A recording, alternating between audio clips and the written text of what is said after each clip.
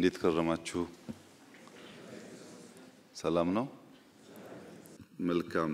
በቅርቡ ከተለያየ የማህበረሰብ ክፍል ጋር በጋራ የምናደርገው ውይይት ስለሚበተን ሰብሰብ ብሎ ዋና ሴክተሮች ያላቸውን ኮንሰርን ብናዳምጥ ለሚቀጥለው ዓመት እቅድ ግብዓት ብናደርግ ብለን በወሰነው መሰረት ከታች ጀምሮ ውይይት ስታደርጉ ቆይታችኋል። ውይይታችን በጣም ፍሬያማ እንዲሆን የትምህርት ሴክተርን፣ መምህራንን፣ ተማሪዎችን፣ የትምህርት ማህበረሰብን፣ ፖሊሲን ጨምሮ የሚመለከቱ ጉዳዮች ዋናውን ላይን ሼር ቢወስዱ ሌሎች ጉዳዮች አይነሱ ለማለት ሳይሆን ፎከስ ሆነን በትምህርት ጉዳይ ብንወያይ ደግሞ የትምህርት ጉዳይ ብዙ ነገር ይነካል። ወደ 30 ሚሊዮን የሚጠጋ ማህበረሰብ ስላለ ውይይቱ ፍሬያማ መሆን አለበት። የመምህራን ውይይት ደግሞ ለሌሎች ውይይቶችም አርአያ መሆን አለበት። በዚሁ ስፕሪት ነፃ ሆናችሁ ግን አጭር ፕሪሳይስ ኮስችን እንደምትሉት ማለት ነው የሚገባ ያልተደጋገመ እና ዋናውን ጉዳይ ሚስ እንዳናደርግ የሚያደርግ ውይይት እንዲሆን አስቀድሜ ላሳስብ ወዳለሁ። እንደ ሰማሁት ከሆነ ጥቂት ሰዎች እስካሁን የነበረውን ውይይት የመምህራን ጥያቄ የተደራጀ ጥያቄ ያዘጋጁ ሰዎች አሉ ይባላል። ቅድሚያ እነሱን እንስማና እነሱ ያጎደሉት ነገር ካለ በትክክል ያልገለጹት ጉዳይ ደግሞ ካለ እናንተ ታክላላችሁ። ይሄ ውይይት ግን እዚህ አዳራሽ ያለን ሰዎች ብቻ አይደለም። በብዙ መቶ ሺህ የሚቆጠሩ መምህራን ከዚህ መድረክ ከዚህ ውይይት ጥያቄያቸው እንዲነሳ ሐሳባቸው እንዲነሳ እዚህ እንዳሉ ማሰብ ስለሚፈልጉ እዚህ ያለንን ሰዎች ብቻ ሳይሆን አጠቃላይ ማህበረሰቡን ታሳቢ ያደረገ ውይይት እንዲሆን ተስፋ አደርጋለሁ። በዚሁ አግባብ አስቀድሜ የተደራጀ ጥያቄ ላላቸው ሰዎች ከሰጠው በኋላ እነሱ ባጎደሉት ደግሞ እናንተ ብትሞሉ ይሻላል የሚል ሐሳብ ነው ያለኝ። ክቡር ጠቅላይ ሚኒስትር ካለው ውድ ጊዜ ቀንሰው የመምህራን ጥያቄና አስተያየት ሰምተው ምላሽ ለመስጠት በመምጣቱ በመላው የኢትዮጵያ መምህራን ስም ላመስግኖት ፈልጋለሁ። በመቀጠል ትናንት ባየናቸው የልማት ስራዎች ስኬት ለሰጡት አመራርና በአዲስ አበባ ከተማ ደረጃ በከተማ አስተዳደሩ የተከናወኑ ድንቅ ስራዎች የከተማውን ከንቲባ አዳነች አቤቤ ከፍ አድርገን ከርሶ ጋር እናመሰግናለን። ከተማ አስተዳደሩ ለመምህራን በተለይ የሰጠው ትኩረት ለሌሎችም ምሳሌ ይሆናል ከሚል ለርሶም እሳቸውም ቤቱ እንዲያመሰግንልኝ እንዲያጨበጭብልኝ ያያችሁት ስለሆነ ከዚህ ቀጥሎ ሰሞኑን ከታች ጀምሮ ሲወያይ ነበር መምህሩ። እኛም አንድ ቀን ሙሉ ወስደን ስንወያይበት ነው የነበረው። 6 ጉዳዮች ለይተናል። ግን እኔ ሁለቱ ላይ ብቻ አተኩሬ ለማንሳት እፈልጋለሁ። የመጀመሪያው ያው ከአመጣጥም ከምን እንደሚጀምር ገምታለሁ ክቡር ጠቅላይ ሚኒስትር የደሞዝ ጥቅማጥቅምና ምጣኔ ሀብታዊ ጉዳዮችን የሚመለከት ነው። ስለዚህ ዘርዘር አድርጌ ለማቅረብ ያህል የሙያውን ክብር የሚመጥን የኑሮቱን መቋቋም የሚያስችል የመምህራን ማህበር ያሳተፈና በጥናት ላይ የተመሰረተ ደሞዝ ጭማሪም ሳይሆን ማስተካከያ ከወቅቱ ሁኔታ ጋር የሚል አንዱ በጣም በስፋት ሁሉም በሚባል ደረጃ ያነሱት ጉዳይ ነው። በከፍተኛ ትምህርትም በአጠቃላይ ትምህርትም በነገራችን ላይ እዚህ ተሰባሰብነው ከከፍተኛ ትምህርትና ከአጠቃላይ ትምህርት የመጣን መምህራን ነን። ሌላው ከመኖሪያ ቤት መስሪያ ቦታ ጋር የሚያያዝ ነው። እዚህ ጋር በተለይ ዩኒቨርሲቲ መምህራን ተደጋጋሚ ሲነሳ የነበረ እርሶም የሚገነዘቡት አቅጣጫ መሰጠት የሚመስለኝ ግን በብዙ ቦታ ተግባራዊ ያልተደረገ ጉዳይ አለ። ከቀረጥ ነፃ አገልግሎት ጥያቄ ተነስተዋል። ከትርፍ ሰዓት ክፍያ ጋር ተያይዞ የተነሱ ጥያቄዎች አሉ። ከነፃ ሕክምና ጋርም እንደውም ጡረታ ስንወጣ መምህራን ከደሞዛችን ጋር ቢሆን የሚል ጠንከር ያለ ጥያቄ ቀርቧል። ከፍተኛ ትምህርት መምህራን የደረጃ እድገት አላቸው፣ ግን እነሱን ተጠቃሚ በሚያደርግ አግባብ የሚታይበት ሁኔታ እነዚህ ጠቅለል ተብሎ የተነሳ ጉዳይ ነው። ቢሆን ተብሎ የተነሳው የታክስ ጣሪያ ቢታይልን ዝቅ ቢደረግ የሚል ነው። በዝቅተኛ ወለድ ብድር ማግኘት ብንችል እስካሁን ያልተፈቀደ ዩኒቨርሲቲ መምህራን ቅድም እንደተጠቀስኩት መኖሪያ ቤት ጋር ተያይዘው ያለው የትርፍ ሰዓት ክፍያዎች መሻሻያ የተወሰነ መሻሻያ ተደርጓል። ግን ወቅቱን ያገናዘበ ሁኔታ በሆነ ሁኔታ ቢሻሻልና እሱም ከታክስ ነፃ ቢደረግ የሚል ነው። የቤት አበል ድጎማ ነው የሚከፈለው፣ ሙሉ የቤት ክፍያ አይደለም። ከዛች ድጎማም ቀረጥ ትቀነሳለችና እሷም ብትነሳ የሚል ጠንከር ያለ ሐሳብ ቀርቧል። በአጠቃላይ በሁሉም ደረጃ የጎንዮሽ እርከን ጭማሪ ከቅድመ መደበኛ እስከ አጠቃላይ ትምህርት እንደምናውቀው የጎንዮሽ እርከን ጭማሪ ሰንጠረዥ ሲወጣ ሁለት ዓመት ብሎ ይሄዳል። ግን ምንም ወደ ጎንዮሽ ከቆመ ወደ 10 ምናምን ዓመት ሆኖታል ከ94 ዓመት ወዲህ። እሱም ጠንከር ያለ ጥያቄ አለ። ምክንያቱም ሁሉንም አንድ ቦታ ጠቅልሎ ያስቀመጠ አገልግሎት መሰረት ያደረገ አሰራር ውስጥ ነው ያለነውና ማለት ነው። የመምህራን ማትጊያ ስርዓት ፓኬጅ እንዲዘጋጅ በጥናት ላይ የተመሰረተ ለማለት ያህል ነው። ሴክተራችን ብዙ ጊዜ ከሲቪል ሰርቪስ መመሪያ ጋር አዋጆች፣ ደንቦች ጋር ስለሚታይ የሚመጡ ጥያቄዎችን መመለስ አልተቻለም። የመምህርነትን ሙያ ልዩ ባህሪ ሰውም እንደጠቀሱት ሰፊው ማህበረሰብ ክፍል 1/3ኛውን ነው የሚይዘው የትምህርት ሴክተሩ። ያን ያገናዘበ የራሱ ከሲቪል ሰርቪስ ኮሚሽን ወጥቶ የራሱ የመምህራን ኮሚሽን ቲቸር ሰርቪስ ኮሚሽን እንዲቋቋም ይሄ እንደዚህ ዓመት ሆኖታል ጥያቄው ቀረበውና እሱ ቢታይልን ነው አንዱ። ሌላው በዚህ ስር ያነሳ ነው የመምህራን ልጆች ከትምህርት ቤት ክፍያ ነፃ የሚለው ነው። አንድ ሰው ሰርቪስ ከሚሰጥበት ተቋም ለሰርቪስ ክፍያ ማድረግ የለበትም። ስለዚህ ከመደበኛ ጀምሮ እስከ ዩኒቨርሲቲ ድረስ የመምህራን ልጆች ከትምህርት ቤት ክፍያ ወይም ኮስት ሼሪንግ ነፃ የሚሆኑበት ሁኔታ ቢታይልን የሚል በጣም በስፋት ተነስቷል።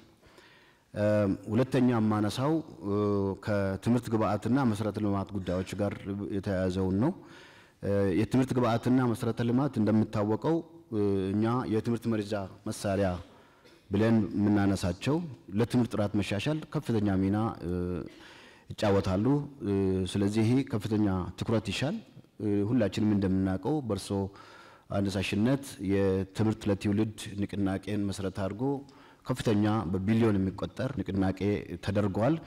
ይሄ የተጀመረው ጥሩ ጅምር ከማዕከል ጀምሮ እስከ ትምህርት ቤት በተጠናከረ ባልተቆራረጠ ሁኔታ እንዲቀጥል በእኛም በኩል የጎ ፐብሊክ ፈንድ ኤጁኬሽን የሚል ካምፔን ዓለም አቀፍ ካምፔን አለ። እሱን ጎን ለጎን እያስገነው ነው። ይሄ ተጠናክሮ እንዲቀጥል ለማንሳት ነው። የትምህርት ግብአት ሲሟላ የአካል ጉዳተኞች ያው በጣም ትኩረት አለ። ሞዴል የሆኑ ትምህርት ቤቶች ተገንብተዋል። በተለይ አዲስ አበባ ላይ በቅርቡ ሲመረቅ አይተናል። ባለፈው እሱም የመረቁት እና የብሬል እነሱን ታሳቢ ያደረገ ግንባታዎች አሁንም መሻሻያዎች ቢኖሩም ክፍተቶች አሉ። የምልክት ቋንቋ እነዚህን ከግንዛቤ ያስገባ እሱም ቢታይ ግብአት ከማሟላት አኳያ ለማለት ነው። ከአትራፊ ድርጅቶች እና ኢንቨስተሮች በብዙ ሀገሮች እንደተለመደው ለትምህርት ፈንድ ያደርጋሉ፣ ይሰጣሉ። ኢንቨስተሮች እዚህ ሀገር ለትምህርት መክፈል አለባቸው። ታክስ ሊሆን ይችላል። የሆነ መመሪያ ጠንከር ያለ ነገር ቢወጣ ፍላጎት አለን። ምክንያቱም ፋይናንስ በጨመረ ቁጥር ጥራትን ለማሻሻል በጣም ጠቃሚ መሆኑን ሁሉም ስለሚገነዘብ ማለት ነው። ዘርፉን በቴክኖሎጂ መደገፍ ያው ጊዜው በጣም ቴክኖሎጂ ጋር ታይቷል። ትናንትም ጎብኝተናል የአንድ መሶብ አገልግሎት። እዛ ላይ አንድ ጥሩ ነገር ያየነው የቴክኖሎጂ ኮምፒውተር መክፈት የማይችሉ ታላላቅ ሰዎች በእድሜ የገፉ ሊኖሩ ይችላሉ። እነሱም ጭምር ለማስተናገድ ስርዓት የተዘረጋ ነው። በነገራችን ላይ እሱ ጥሩ ነው። ግን ደግሞ ወደፊት እና አሁን ቴክኖሎጂ በጣም አስፈላጊ የሆነ የመጣ ስለሆነ መሰረተ ልማቱ ዝርጋታ በጣም ያስፈልጋል። መብራት በተለያዩ ገጠሪቱ አካባቢዎች ያው ህዳሴ ግድብ መብራት እየመጣ ነው። ሁሉም እያንዳንዱ ቤት ይገባል ብለን እናስባለን። ግን ደግሞ ዛሬ እንፈልጋለን ተማሪዎች እንዲያጠኑ መምህራን አክሰሲብል እንዲሆን ኮምፒውተሮች፣ ታብሌቶች፣ ኢንተርኔት እነዚህ አክሰሰሪዎች ሁሉ በደንብ በትኩረት እንዲታይ ነው የተሰራ መሆኑን እንገነዘባለን። ግን በጣም አሁንም ትኩረት ይሻል። በመጨረሻ በዚህ ዘርፍ ማነሳው ከትምህርት ቤቶች ግንባታና ማስፋፋት ጋር በተያያዘ ነው። የትምህርት እድገትና ልማት ወሳኝነትን የሚመጥን በጀት እንዲመደብ ነው የምንፈልገው። በቀዳሚ እመቤት የተገነቡ 30 ሁለተኛ ደረጃ ትምህርት ቤቶች ቀላል አይደሉም። 30 ሺህ የመጀመሪያ ቅድመ መደበኛ ትምህርት ቤቶች ግንባታ፣ የአንደኛ ደረጃ እና ቅድመ መደበኛ ተማሪዎች የሚገባ በጣም የሚያበረታቱ ጥሩ ነገሮች አሉ። እሱ እንዳለ ሆኖ አሁንም ግን በተለይ በገጠር አካባቢ የእንስሳትን ከብቶች ተከትሎ የሚሄዱ ህፃናት አሉ። እነሱን ተደራሽ የሚያደርግ የትምህርት አቅርቦት አሁንም ትኩረት ተደርጎ ቢሰራበት ለማለት ፈልጋለሁ። ስለተሰጠኝ እድል ከልብ አመሰግናለሁ። ክቡር ጠቅላይ ሚኒስትር ሊያወያዩን ስለወደዱ ትውልድ ለመቅረጽ በሚወጡ በሚወርዱ መምህራን መላ መምህራን ስም ላመሰግኖ እወዳለሁ። ምስጋና ብታቀርቡልኝ ደስ ይለኛል። የምንወያየው በአንድ በኩል የጠፋን ስልጣኔና ትውልድ ያስገኛልና ተግታችሁ ተማሩ፣ በሌላ በኩል ደግሞ ስጡኝና የሀገራችንን ገጽታ በአንድ ምዕተ ዓመት ልለውጠው ስለተባለለት ትምህርት ነው። ስለዚህ ታላቅ ጉዳይ ያሉኝን ሐሳቦች በሁለት አንኳር ነጥቦች ላይ ተመርኩሼ ለማቅረብ እወዳለሁ። እንግዲህ የሙያ ከበረ የሚባለው በብዙ መንገድ ቢሆንም ቅሉ አንደኛው እና ዋነኛው ግን የሙያውን ፋይዳ በሚመጥን አግባብ በሀገር ደረጃ በደማቅ ሁኔታ ማክበር ነው። እንግዲህ መምህርነት ሁሉንም ሙያዎች የሚወልድ ከሆነ የሁሉም ሙያዎች አባት ከሆነ ከሁሉም ሙያዎች በላይ ደምቆ ክብር ሊያገኝ ይገባዋል ብለን እናምናለን። ሌሎችም ሙያዎች ክብር ማግኘት እንዳለባቸው ብናውቅም ቅሉ ስለዚህ ይህን በሀገር ደረጃ በብሔራዊ ደረጃ ከፍሎ የሚከበር ደማቅ ቀን ቢኖረው ሚል ነው። ወደ ሁለተኛው አንኳር ነጥቤ ሲሄድ የዋጋ ግሽበትንና የኑሮ ውድነትን ይመለከታል። እንግዲህ የዋጋ ግሽበትና የኑሮ ውድነቱ በአጠቃላይ የመንግስት ሰራተኛውን በአመዛኙ መምህራንን እጅግ በጣም እያንገላታ እንዳለ የአደባባይ ሀቅ ነው። ስለዚህ እዚህም ጋር ትኩረት ተሰጥቶ እንዲሰራ መምህራን እንፈልጋለን ማለት ነው። እዚሁ ጉዳይ ላይ ሳልወጣ የስራ ዕድል ፈጠራን የሚመለከት ነጥብም ልጨምር። እንግዲህ መምህራን ከታች ጀምረን የምናስተምራቸው ተማሪዎቻችን የስራ ዕድል እንዲያገኙ እንፈልጋለን።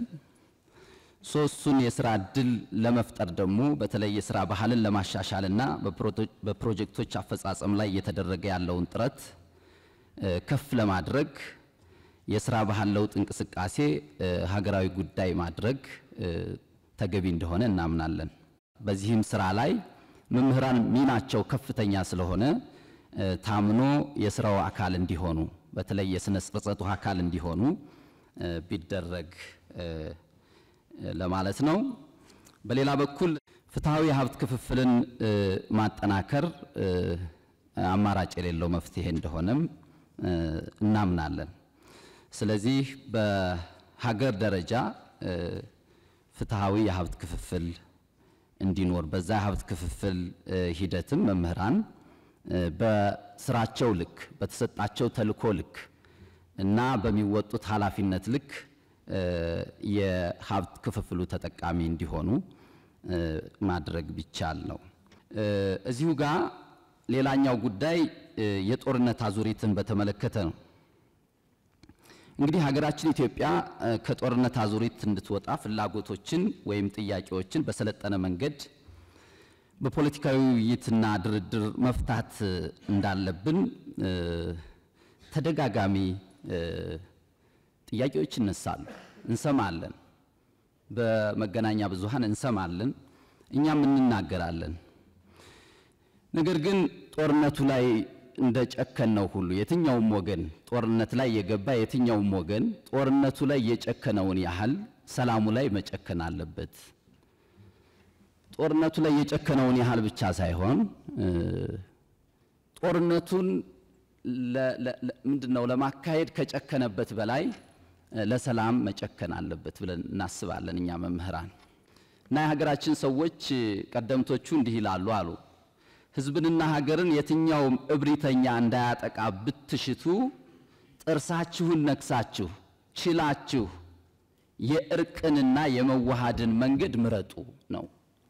ስለዚህ መምህራንን ያሳተፈ የእውነት ሀገራችን ሰላም ስለሚያስፈልጋት ህዝባችን ሰላም ስለሚያስፈልገው ሀገራችን ልማት ስለሚያስፈልጋት ህዝባችን ሰላም ስለሚያስፈልገው የእውነት ከልብ ወደን ለመምህራን ተልኮውን የሰጠንለት ያኔ እኔ ሁሉ ነገር ሰላም ሆኗል ብዬ አስባለሁ። ግን አሁን የምንዋረደው ባስተማርናቸው ልጆቻችን ነው። ስለዚህ ይህንን እውነት ነው በአንድ ቀን ለመቀበል ሊቸግር ይችላል። ነገር ግን ይህንን ከመሞከር ወደ ኋላ ባንል የሚል ነው። በሌላ በኩል የወል ትርክትን በተመለከተ ነው ላነሳ የወደድኩት ነጥብ። እንግዲህ መምህራኑ እዚህ ያሉት እንደሚያስተምሩት የሀገር ታሪክ ስልጣኔንና ዝማኔን የሀያልነትም መሰረት ነው ብለው ያስተምሩናል መምህራን። ታሪክን ማወቅ የዓለምን ህዝብ አነዋወር ከየት ወደ የት እንደሆነ ለመገንዘብ ስለሚረዳ ነው። በሌላ በኩል ክፉውን ላለመድገም በጎውን ደግሞ በእጅጉ ለመደጋገም ነው ታሪክን ምንማረው። እርሶ አፍ ላይ አይጠፋም ይሄ በተደጋጋሚ ነው የምንሰማው። ግን አዳምጠነዋል ወይ የሚለው እኔንም ትንሽ ይፈትነኛል እውነት ለመናገር። ማዳመጥ ይኖርብናል፣ መደማመጥ ይኖርብናል። ስለዚህ ዜጎች ስራ ስራ ስራ ኢንቨስትመንት ኢንቨስትመንት ኢንቨስትመንት ትምህርት ትምህርት ትምህርት ትምህርት እንዲሉ የሚያስችል መሆን አለበት። ያ የወል ትርክት ሀገራቸውን የሚያፈቅሩ ሀገራቸውን የሚወዱ ልክ እርሶ በተደጋጋሚ እንደሚሉት ለሀገራቸው የሚዋደቁ እርስ በርስ የሚዋደቁ ሳይሆን እርስ በርስ የሚጠፋፉ ሳይሆን እርስ በርስ የሚፈራረጁ ሳይሆን ሀገራቸውን የሚጠብቁ ሀገራቸውን የሚያለቡ አርበኞች እንዲሆኑ ማድረግ የሚችል በሆነ መልኩ መጻፍ ይኖርበታል ማለት ነው። በአመዛኙም ለዚህ መጠፋፋት ለዚህ መገፋፋት ያዳረገን ዘረኝነት ጎሰኝነትና አክራሪነት ስለሆነ ድባቅ በሚመታ መልኩ መጻፍ አለበት። እውነት ነው ያ ዘረኝነት ዝም ብሎ አልመጣም ተዘርቶ ነው። ያ ጎሰኝነት ዝም ብሎ አልመጣም ተዘርቶ ነው። ያ አክራሪነት ዝም ብሎ አልመጣም ተዘርቶ ነው። ያ ዘር ግን መምከን አለበት። የሚመክነው ደግሞ በዛ ችለን በመናደርገው የወል ትርክት ነው ብለን እኛ መምህራን እናምናለን ማለት ነው። ይህን ካልኩ ዘንዳ እንግዲህ ከአንኳር ጉዳይ ላይ የመጨረሻ ማድረገው ብሔራዊ ጥቅምን ነው።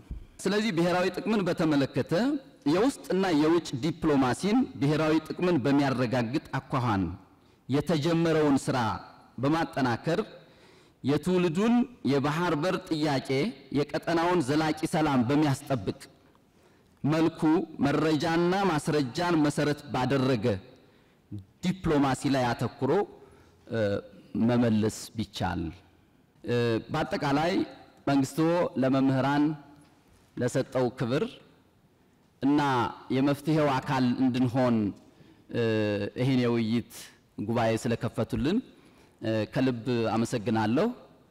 ክብረት ይስጥልን። የኢፌዴሪ ጠቅላይ ሚኒስትር ክቡር ዶክተር አብይ አህመድ ከኢትዮጵያ መምህራን ምክክር በኋላ በፌዴራል መንግስት የሚመለሱ ጥያቄዎችን ምላሽ ለመስጠት ከፊታችን ስለተገኙ እናመሰግናለን። እኔም ማነሳቸው ጥያቄዎች በሁለት መሰረታዊ ጉዳይ ነው። አንደኛው ማህበራዊ ጉዳዮች ላይ፣ ሁለተኛ የመልካም አስተዳደር ጉዳዮች ላይ ነው። እነሱን ጥራ አድርጌ ለማቅረብ ሞክራለሁ። የተለያዩ ሀገራዊ ፖሊሲዎች ሲቀረጹ የመምህራን ተሳትፎ ማነስ፣ ሰላምና የመምህራን የሥራ ቦታ ደህንነት አለመኖር፣ ቀጥሎ በመምህራን ስም የሚቋቋም ባንክና ሆስፒታል አለመኖር፣ የመምህራን ባንክ መቋቋም፣ የግንባታ ድጋፍ መደረግ ቢችል የሚሉ ጥያቄዎች። በሁለተኛ ደረጃ የማነሳው ደግሞ የመልካም አስተዳደርን በተመለከተ በየደረጃው ያለው የመምህራን ማህበር ሚና ከሚሰራው አኳያ የመምህራን ማህበር በየደረጃው በሀገር አቀፍ በዩኒቨርሲቲዎች በኮሌጆች ብሎም በአጠቃላይ ትምህርት ያለው ተሳትፎ እና ኢንጌጅመንት እንዲኖረው ማዕቀፍ በፌደራል ደረጃ ቢዘረጋና ወደፊትስ ምን ቦታ ይዞ የጥያቄዎችን እንደሚመልስ ቢደረግ። ቀጥሎ ያለ መምህራን ፍቃድ ለልዩ ልዩ ልማት ተግባራት መዋጮ ከደሞዝ መቆረጥ። መዋጮች ከደሞዝ በሚቆረጡበት ጊዜ መላው የኢትዮጵያ መምህራን ያለውን የሚቆረጠውን የብር መጠን በፍቃደኝነት ላይ የተመሰረተ ቢሆን ይሄም በአጥብቆት እንዴት እንደሆነ እንደሚሰራ ከፌደራል ምላሽ ቢሰጥበት። ሌላው በደሞዝ ማነስና በጥቅማ ጥቅም አለመከበር ምክንያት መምህራን ከስራ ገበታቸው መልቀቅ፣ የደሞዝ ማሻሻያው በሰፊው መምህራን ላይ ያላተኮረ መሆን፣ ጥቅማ ጥቅሞች ሙሉ በሙሉ መምህሩ ላይ ስላልተተገበሩ ቢተገበሩ፣ የመጨረሻው የሚጠየቁ ጥያቄዎች ወቅታዊ ምላሽ ቢሰጣቸው። ለጥያቄዎች ወቅታዊ ምላሽ አለመሰጠት በመላው ኢትዮጵያ ያሉ መምህራኖች አጭር ምላሽ በማይሰጣቸው ጊዜ የሚሰጡት ቅሬታ በሰፊው ስለሆነ እነዚህ ነገሮች ቢታዩ የሚል ጥያቄዎች አሉ። ከሞላ ጎደል ስለተሰጠኝ እድል አመሰግናለሁ። የኔ ጥያቄ መምህራንን የሚመለከት ነው። በአብዛኛው በአሁኑ ሰዓት መምህራን በአግባቡ ኑሮውን ሊመራ የሚችል አስተማማኝ ደሞዝ የላቸውም፣ የመኖሪያ ቤት የላቸውም፣ ሙያቸውን በጣም በርካታው ሰው አያከብረውም። ይህ ሁሉ ነገር ደግሞ ስንመጣ ከሕክምና፣ ከደህንነት፣ ከሞራል፣ ከቴክኖሎጂ አጠቃቀም ከዛ በተጨማሪም ደግሞ መንግስት ያወጣው ያጸደቀው የጄጄ ክፍያ በወቅቱና በሰዓቱ እየተከፈላቸው አይደለምና ይሄንን ነገር መንግስት በዘላቂነት ለመፍታት ምን አስቧል? ሁለተኛው ጥያቄ ለትምህርት ቤቶች ከሚመደብ በጀት አንጻር ነው። አሁን ላይ ያለው የትምህርት ቤቶች በጀት በ1996 ዓመተ ምህረት የተጻፈ መመሪያ ነው። ለአንድ ተማሪ 10 ብር ይመደብለታል። በ1996 ዓመተ ምህረት አንድ ደስታ ወረቀት 30 ብር ነበር። አሁን ላይ ደግሞ 1300 ብር ነው። ስለዚህ በጣም በርካታ ትምህርት ቤቶች አስተማማኝ በጀት የላቸው። አስተማማኝ በጀት ከሌላቸው ደግሞ ጥሩ ትምህርት ሊሰጡ አይችሉም። እኔ ከተማ አካባቢ ያሉ ትምህርት ቤቶችን ሳይሆን ምናልባት ክቡር ዶክተር አብይ ወደ ታች ያሉ ገጠራማ ቦታዎች ምንም አይነት በጀት የሌላቸው አለ። ስለዚህ እነዚህን ትምህርት ቤቶች ከመደገፍ አንጻር መንግስት ምን ያሰበው ነገር አለ? ከዚህ በተጨማሪ ከትምህርት ቤቶች ቦታ አንጻር ካርታ፣ የይዞታ ደብተር እንዲመቻችላቸው ከማድረግ አንጻር ምን የታሰበ ነገር አለ ነው ያሉት ጥያቄዎች እነዚህ ነው። እሱን ሳላመሰግን ደግሞ መሄድ የሌለብኝ ሐሳብ ስላለ ሰዓት እንዳልበላ የአንዲት ደቂቃ ሐሳቤን ገልጻለሁ። አባይ በተገቢው መንገድ እንዲገደብ፣ የበጋ መስኖ በተገቢው መንገድ ተግባራዊ ተደርጎ ኢትዮጵያ ስንዴ ኤክስፖርት እንድታደርግ፣ የኮሪደር ልማት በተገቢው መንገድ በሀገር ደረጃ እንዲስፋፋ፣ የተለያዩ ኢትዮጵያን አንድ ሊያደርጉና ያኮሩ የሚችሉ ጥሩ ስራዎችን በመስራትዎትና ቴክኖሎጂ በተገቢው መንገድ እንዲስፋፋ በማድረግዎት ምናልባት ቤቱ ክብር ቢሰጥልኝ ደስ ይለኛል። አንድ ጊዜ ታንጨለጭልኝ ማለት ነው። ምክንያቱም እኛ ኢትዮጵያውያን መሄድ ካለብን ጥሩ ነገሮችን አፕሪሺየት አድርገን መስተካከል ያለባቸውን ደግሞ ሐሳብ ሰጥተን የመፍትሄ ሐሳቦች ስለሆን መሪዎችም ይበረታሉ፣ የሚመጣውም እንደዛው ማለት ነው። እና ሐሳብ ይሄ ነው። አመሰግናለሁ። እጅግ አድርጌ አመሰግናለሁ። በከፍሉ አልተነሳም ብዬ ያሰብኳቸውን ጉዳዮች አጠር አድርጌ እዚህ ጋር ለማስቀመጥ ነው የምሞክረው። ከትምህርት አጀንዳ ሳልወጣ አንዳች ነገር እዛ ጋር ለመጨመር በሙያዎች መካከል ያሉ ልዩነቶች ትውልዱ የመምህርነትን ሙያ በእጅጉ እንዲጠላ አድርጎታል። አንድ የሁለተኛ ወይንም የሶስተኛ ዲግሪ ያለው መምህር ያለው ክብርና አንድ በሌላ ሴክተር ላይ የመጀመሪያ ዲግሪ ያለው ሰው የሚሰጠው ክብር እኩል አይደለም። ክፍያም እኩል አይደለም። በተለይ ክፍያም በተመለከተ ሌላኛው ደግሞ በመሰረተ ልማቶች አካባቢ ትናንት ተዘዋውረን በአዲስ አበባ መስተዳድር አካባቢ ያየናቸው ደስ ብሎናል። በእውነት እኔ እንደራሴ ኢትዮጵያ ውስጥ ያለውም አልመሰለኝም። በእውነቱ እጅጉን ለመናገር የእግር ጉዞ አድርገን ነበር ተዘዋውረን ስናይ ነበረው። አንዳች ድካም ባልተሰማን ለምን ያልቃል የሚል ስሜት ሁሉ ነበረ ጉብኝቱ።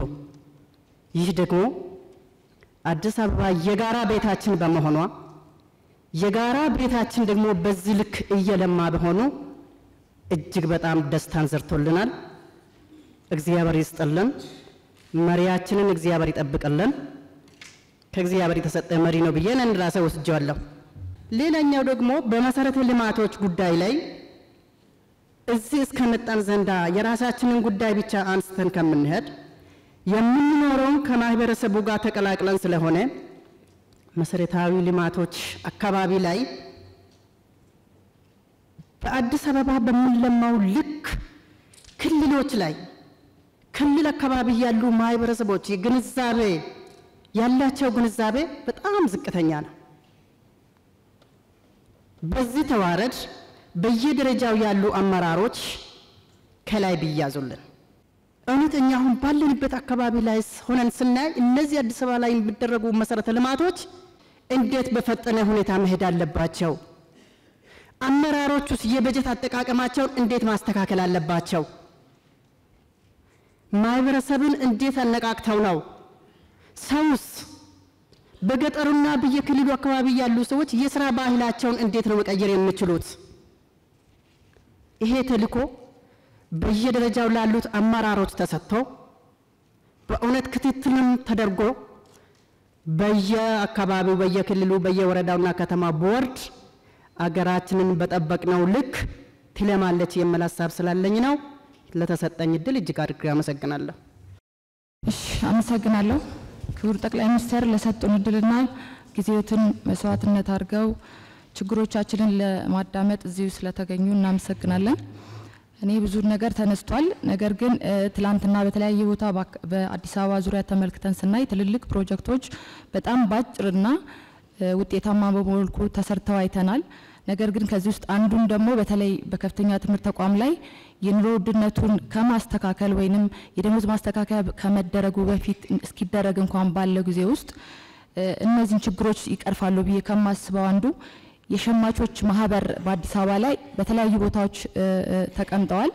እነዚህ የሸማቾች ማህበር በጣም በዝቅተኛ ዋጋ ኢቭን አርሶ አደሩ አምርቶ በሚያቀርበው ዋጋ ለተጠቃሚው ሲደርስ አይተናልና ይህንን ነገር ምናልባት በከፍተኛ ትምህርት ተቋም ደረጃ ባሉ መምህራኖች የኑሮ ውድነቱን ከመቋቋም ወይንም ኢንፍሌሽኑን ከመቆጣጠር አንጻር ወደዛ አቅርቦት ከክልል መንግስታት ጋር በመነጋገር አቅርቦት ማድረግ ይቻል ይሆን ወይ ነው የመጀመሪያ ጥያቄ። የሁለተኛ ጥያቄ ያው መንግስት እንደ መንግስት ትምህርትን ከጥራት ጋር አስተሳስሮ ትልቅ ስራ እየሰራ እንደሆነ ይታወቃል። ከዚህ ጋር ምናልባት ብዙ ጊዜ እንደ ጥቃቅን ተደርገው የሚነሱ ነገር ግን ከበጀት ጋር ተያያዥነት ያላቸው የትምህርት ጥራትን ከሚያስጠብቁ ግብዓቶች ጋር ጥያቄ ይነሳል። በአንድም ይሁን በሌላ ዩኒቨርሲቲዎች ለትምህርት ሚኒስቴርም በተለያየ አጋጣሚ ይጠይቃሉ። ነገር ግን ለትምህርት ዘርፉ እንዳጠቃላይ ጥራትን ሊያስጠብቅ በሚችል ደረጃ በቂ የሆነ በጀት መመደብ ይቻል ይሆን ወይ? ይሄ ነው። ሌላኛው ከሶስተኛ ደረጃ ምሳሌ ሀገር እንደ ሀገር የያዘችውን እንግዲህ ሌጋሲ ከማስጠበቅ አንጻርና ትላንትና ያየናቸውን እጅግ በጣም ሰፊ ፕሮጀክቶችን አልቀው ለልማት እንዲውሉ የተደረጉትን ከክልሎች ጋር በመነጋገር ምክንያቱም ብዙ ጊዜ እኛ ልማቶችን ስናይ ወደ ክልል አካባቢ ሲኬድ ከፌደራል መንግስት ኃላፊ መጣ ሲባል ከተማው በጣም ያሸበርቃል። የተጀመሩ ስራዎች የኮሪደር ምን በላቸው ሌሎች በጣም ሲሰሩ እናያለን።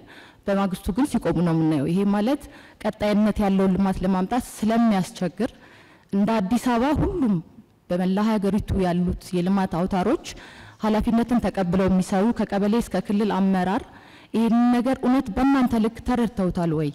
ለሀገር የሚያመጣውን ኢኮኖሚ በአጭር ጊዜ ውስጥ ይህንን ችግር ይፈታል በሚል ደረጃ ተረድተውታል ወይ በሚል ጥያቄ ስለሚያስነሳ እነዚህ ነገሮች ፈጣን በሆነ 24/7 በሚል ትላንትና ሲገለጽልን የነበረዋልና በጣም ደስ የሚል ይሄን አክል ኮሚትድ ሆነው እየሰሩ ነው ወይ? ምናልባት ህዝቡን ጫጫታ የሚያስነሱ ነገሮች ስላሉ ነው። የኮሪደር ልማቱ እናንተ ባላችሁ ልክ ተረድተውታል ወይ? በዛ ልክ አብረው ጠንክረው እንዲሰሩ ከናንተ ልክ እንትኑ ቢነራቸው ብዬ ነው። አመሰግናለሁ። ስለተሰጠኝ ምድል አመሰግናለሁ። ሊያናገሩን ፈቃደኛ ስለሆኑ በጣም እናከብራለን። ከዛ በመቀጠል በዩኒቨርሲቲ ደረጃ ከቦንጋ ዩኒቨርሲቲ ነው የመጣውኝ።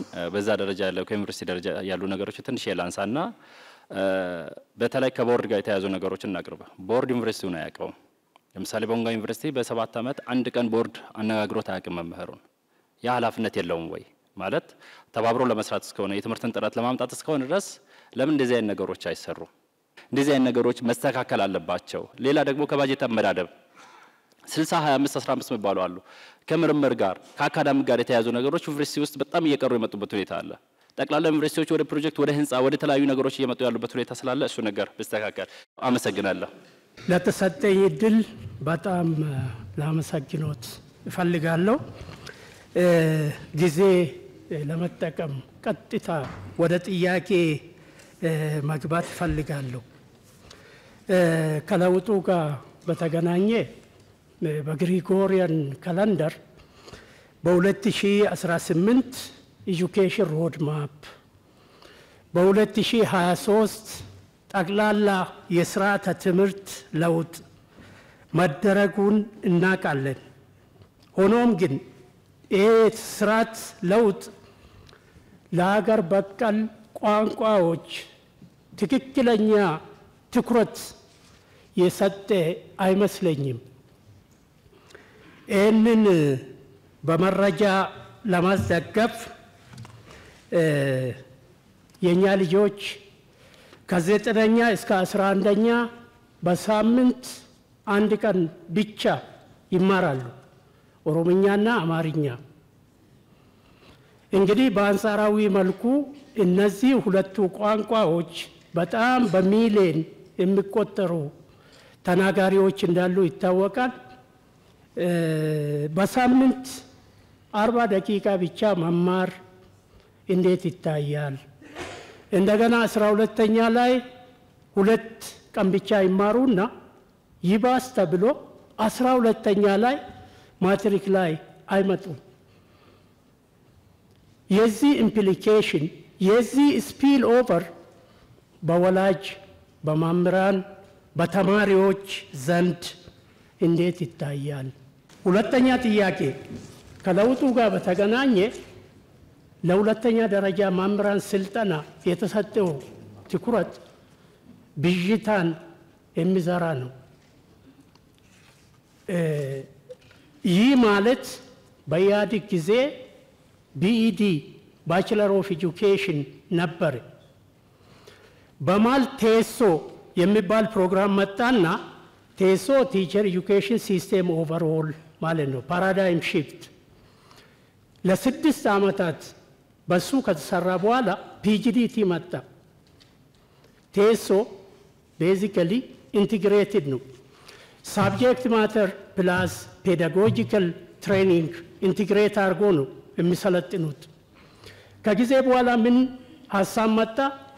የመምህራን የብቃት መሳሳት ስላለ መጀመሪያ በአፕላይ ሳይንስ ይጨርሱና ፔዳጎጂ ከላዩ ላይ ፈሳስ ሲደረግ ነው የነበረው አርጉመንት። እሱ ፒጂዲቲ ነው፣ ፖስት ግራጁዌት ዲፕሎማ ኢን ቲቺንግ ማለት ነው። ለ10 ወራት ብቻ ይሰለጥኑና ስራ ላይ ይሰማራሉ። ይሄም ጥራት ሊያመጣ አልቻለም። አሁን ጭራሽ ይባስ ተብሎ ከተሳሳስኩ ይታረማለሁ። የሁለተኛ ደረጃ መምህራን ስልጠና ቢኢዲ ሆኖ ለአንድ ተቋም ብቻ ተሰጥቷል። ለኮቶቤ ትምህርት ዩኒቨርሲቲ ብቻ ተሰጥቷል። ይሄ ከቨሬጁን ይሸከማል ወይ? የመጨረሻው ጥያቄ ኢትዮጵያ የምትከተለው ዩኒቲ ኢን ዳይቨርሲቲ ነው።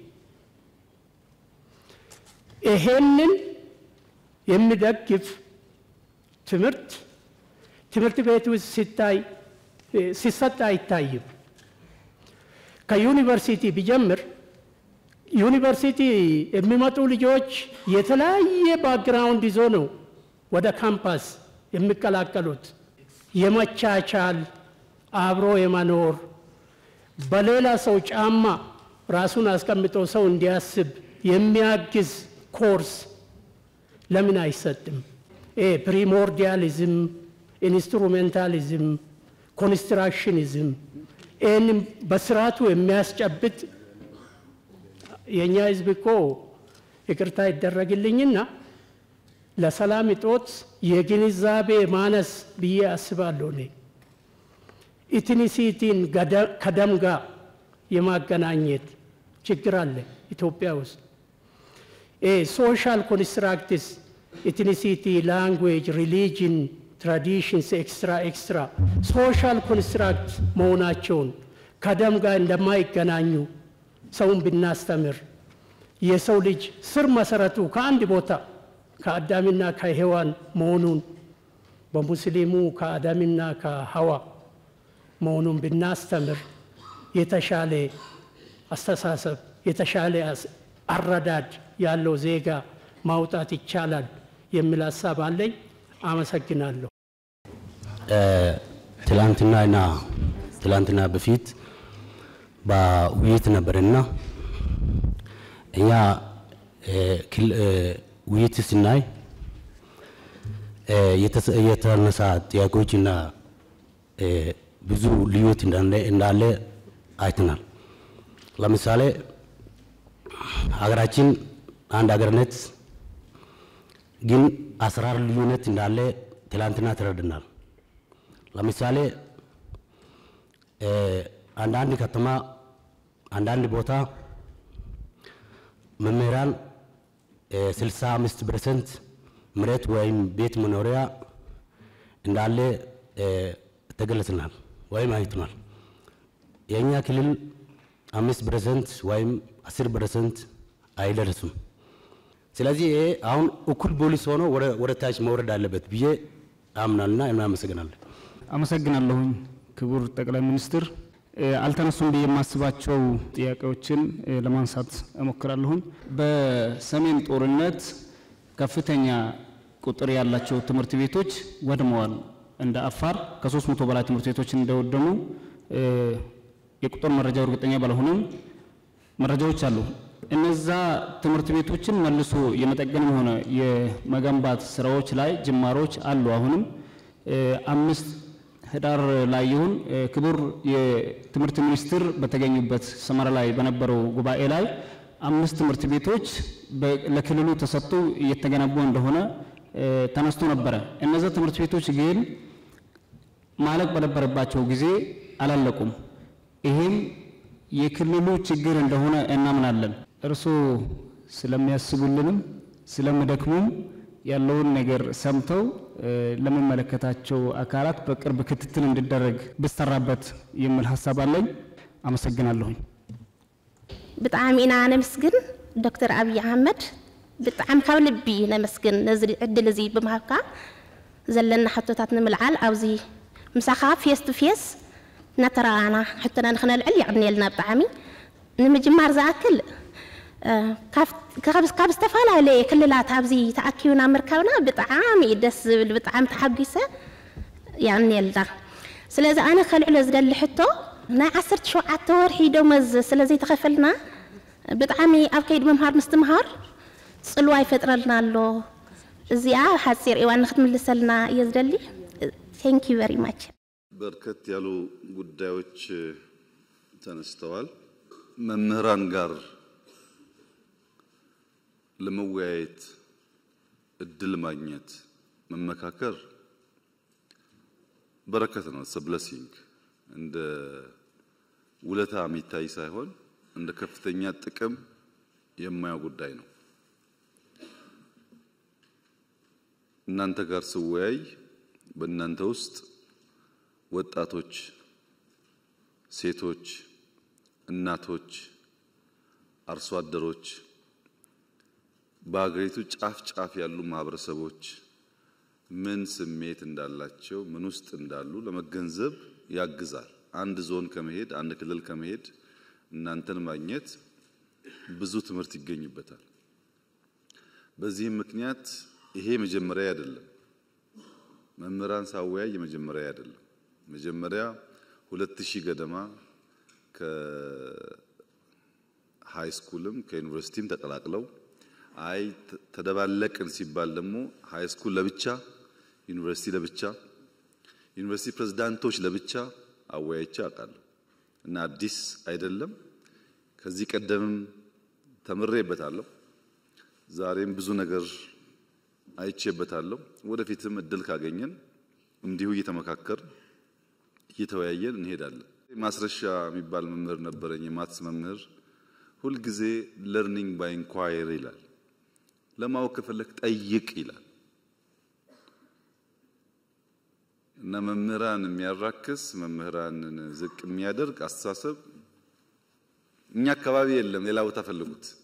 በጣም ነው የምናከብራችሁ፣ አስፈላጊ እንደሆናችሁ እናምናለን። በኔ ልክ እናንተንም ወታደርንም በፓርላማ ሪኮግናይዝ ያደረገ መንግስት ያለ አይመስለኝም።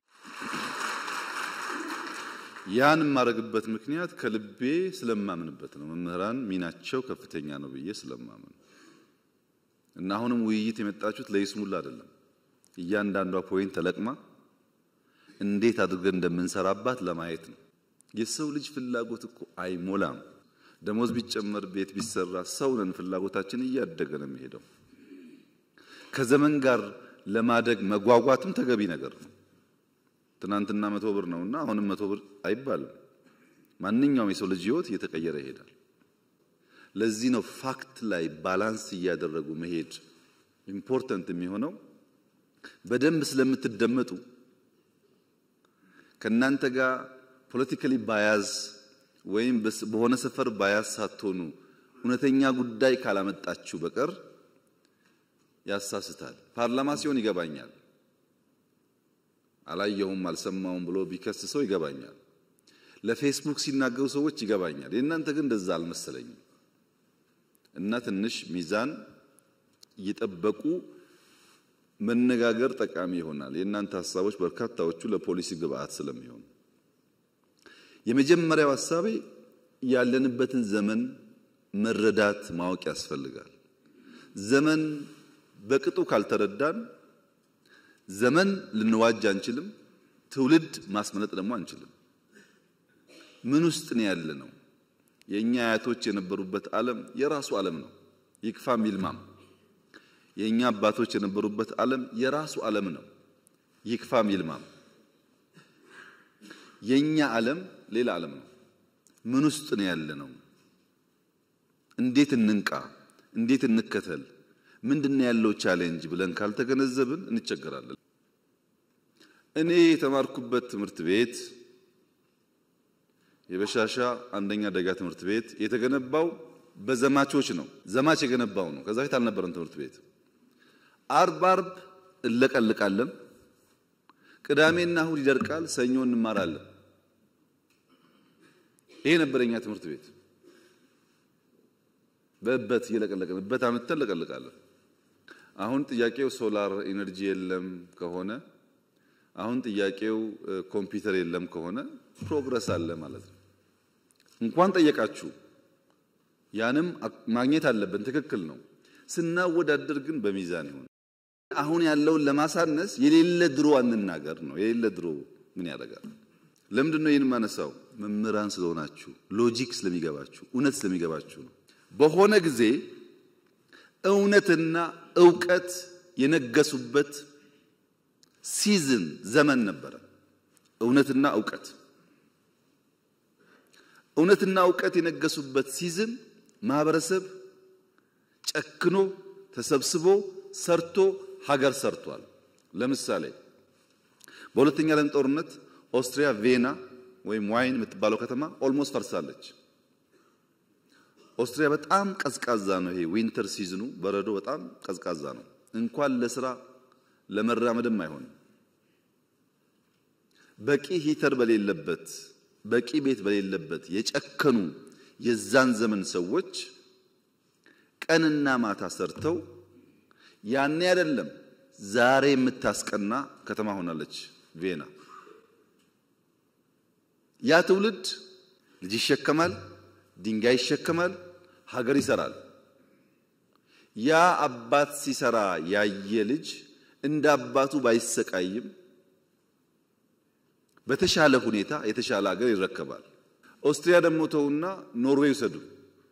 ኖርዌይ ከ6 ወር በላይ በነሱ አባባል 9 ወር ሙሉ ጨለማ ነው፣ በረዶ ጨለማ ነው።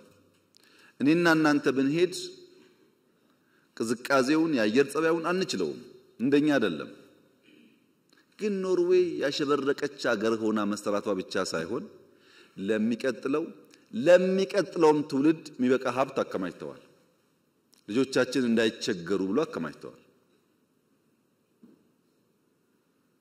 እውነትና ዕውቀት የነገሰበት ሲዝን እና ማህበረሰብ በድፍን አውሮፓ ሀገር ገንብተው ለትውልድ ወረት አስቀምጠው አልፈዋል። ኢትዮጵያ ውስጥ እውነትና ዕውቀት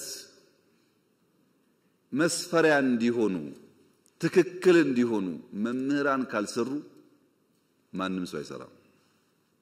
እውነትና ዕውቀት ደግሞ ፈታኝ ናቸው፣ ዋጋ ያስከፍላሉ። እውነት ዝም ብላ የምትገኝ አይደለችም፣ ታስከፍላለች ዋጋ። ዕውቀት ዝም ብሎ የሚገኝ አይደለም፣ ታውቃላችሁ፣ ብዙ መድከም ይፈልጋል። በቀላሉ ማደግ መለወጥ የሚሹ ሰዎች ዕውቀትና እውነትን ገፍተው የቀለለውን ነገር ይወስዳሉ። የለም የቀለለውና አቋራጩ ጥፋት ያመጣል። ቢከብድም እንኳ ታሪክ መቀየር ያለብን እኛንን ብለን እንድንነሳ የአንበሳውን ድርሻ መውሰድ ያለበት መምህር ነው። መምህር ግን ሲፈጥረው እዚህ ጋር ያለው የተጻፈለት ነገር ትውልድ መስራት፣ መድከም፣ መስጠት ነው። ወታደርም እንደዚሁ ነው። ምንም ደሞዝ ቢከፈል ለመምህር እንዴት ሊበቃ ይችላል? ሊበቃ እኮ አይችልም። ስራችሁ 90% መስጠት ነው። ለመኖር ብትቀበሉ እናንተ የተፈጠራችሁት 90% ለመስጠት ነው። በተለይ እንደ ኢትዮጵያ ያለ ከእውነትና ዕውቀት የራቀ ማህበረሰብ ደግሞ ሲኖር የመምህራን ሚና አብዛኛው መስጠት ነው። አሁን ያለንበት ዘመንስ ውሸትና ጩኸት የነገሰበት ነው። ውሸትና ጩኸት ደግሞ አይሰሩም ብቻ ሳይሆን የተሰራ ያፈርሳሉ። ፖስት ትሩዝ የሚባለው ዘመን፣ ድህረ እውነት የሚባለው ዘመን ዋነኛ ዓላማው ምንድነው? ፖስት ትሩዝ ማለት ዋነኛ ዓላማው ፐርፐዝ የሌለው ዓላማ የሌለው ከዕለት ጉርስ ከእፍታ ተሻግሮ ማሰብ ማየት የማይችል ትውልድ መፍጠር ማለት ነው። ፖስት ትሩዝ እንደሱ ነው። ውሸት ውሸት ውሸት፣ ምንም ኮንሲኩዌንሻል የሆነ ሐሳብ የለም፣ ሲኩዌንሻል የሆነ ኖሌጅ የለም። ሀ ተብሎ ሁ የለም፣ ሁሌ ሀ ነው፣ ሁሌ ጩኸት ነው። ሲሰባሰብ አንድ ግብ የሚያሳካ ነገር የለውም። ፖስት ትሩዝ ሎጂክ የቀነሰ ማለት ነው። ሪዝኒንግ የቀነሰ ማለት ነው። ፋክት የቀነሰ ማለት ነው። ኢሞሽንን ከፍ ያደረገ ማለት ነው። ምን ብናገር ነው ሞቅ ሞቅ የሚለው? በፖስት ትሩዝ ዓለም ውስጥ ኢሞሽን በገነነበት ፋክት በቀነሰበት ዓለም ውስጥ መምህራን እንኳን የፋክት ጉዳይ የሚገዳቸው ሆኖ ካልቆሙ ነገር ይበላሻል። ዕውቀት ምንድነው? ዕውቀት የሚባለው ዳታ ኮሌክሽን የሚባለው ጉዳይ አንደኛው ካለፈው መማር አለብን። ለምሳሌ ፖለቲከኞች ኦኬ ኃይለ ሥላሴ እንዴት ወደቁ? ደርግ እንዴት አድርጎ ነው የጣላቸው? ምን ችግር ነበረበት? ደርግ ንጉሱን ሲጥል ምንድነው ያበላሸው ነገር? እሺ ኢህአዴግ የሚባለውስ እንዴት መቶ ደርግን ያሸነፈው? ከዛ ያሁኑስ እንዴት መጣ? እቺን እንኳን ለመማር ዝግጁ ካልሆኑ ደርግ ያደረገው ለመድገም ኢህአዴግ ያደረገው ለመድገም እኛ ያደረግነው ለመድገም ከሆነ እንዴት ይሆናል? ከታሪክ መማር ማለት ትናንት ያለፈውን ነገር በወጉ ባያስ ሳይሆኑ ጀጅመንታል ሳይሆኑ መፈተሽ ማለት ነው። ለምሳሌ ትናንት ቤተ መንግስት ጎብኝታችኋል። እኔ እዚህ ቢሮ ስመጣ ያኛውን ቤተ መንግስት ተውት፣ ይሄ ያለውበት ቦታ ምነግራችሁ 100% እውነት ነው።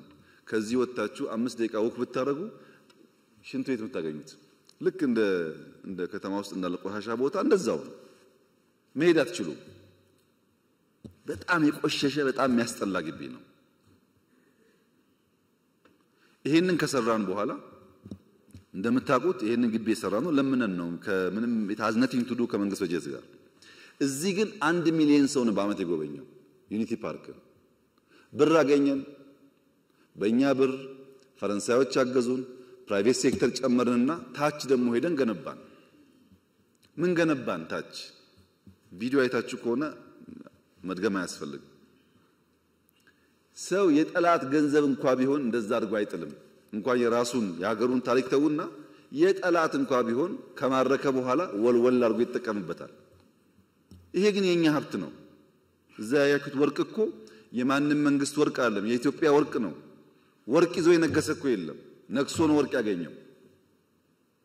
እንዴት ሰው የራሱን ታሪክና ሀብት አቆሽሾ ይጥላል? ትክክል አይደለም። እዛ ታሪክ ውስጥ የማይመች ጉዳይ ሊኖር ይችላል፣ እንማርበታለን። ታሪክ ነው፣ አንቀይረውም። ፋሲልን ተመልከቱ። ከተሰራ 390 ዓመት ገደማ ነው። በ390 ዓመት ጊዜ ውስጥ ጣሊያን ሲመጣ መጥቶ አፍርሶት ነበር። የተወሰነ ቦታ አፍርሷል። እንዴት ለመቶ ዓመት ያንን ነገር ሳንጠግን ኖርን ብሎ መጠየቅ ሲገባው እንጠግነው ሲባል አትንኩት ነው ያለው። አሁን አይታችኋል ለውጡን። ከዛ የመጣችሁ እንደምታውቁት በየትኛው መመዘኛ እንኳን ለኢትዮጵያ ለአፍሪካም ቢሆን የሚያኮራ ነገር ነው። ምንም መጥፎ ነገር የለበት። መጠበቅ ግን አለበት። መጠበቅ አለበት። እያንዳንዱ ታሪክ ቦታ ላሊበላም ይሁን ፋሲልም ይሁን ጀጎልም ይሁን አባጅፋርም ይሁን አላላኬላም ይሁን እዚህ ያሉ ፓላሶችም ይሁኑ ይሰሩ ይጠገኑና ለትውልድ ይለፉ ያለበት ምክንያት እያንዳንዱ ውስጥ ዕውቀትና ትምህርት አለ። ሁለተኛው ዕውቀትና እውነት ቢፈልጉት ያለንበትን አውድ መገንዘብ ነው። ዘረኝነት፣ ሰፈርተኝነት፣ መንደሬነት የተንሰራፋበት ብቻ ሳይሆን እንደ ካንሰር ሴል ነው ራሱን በራሱ ያዋለደ የሚሄደው።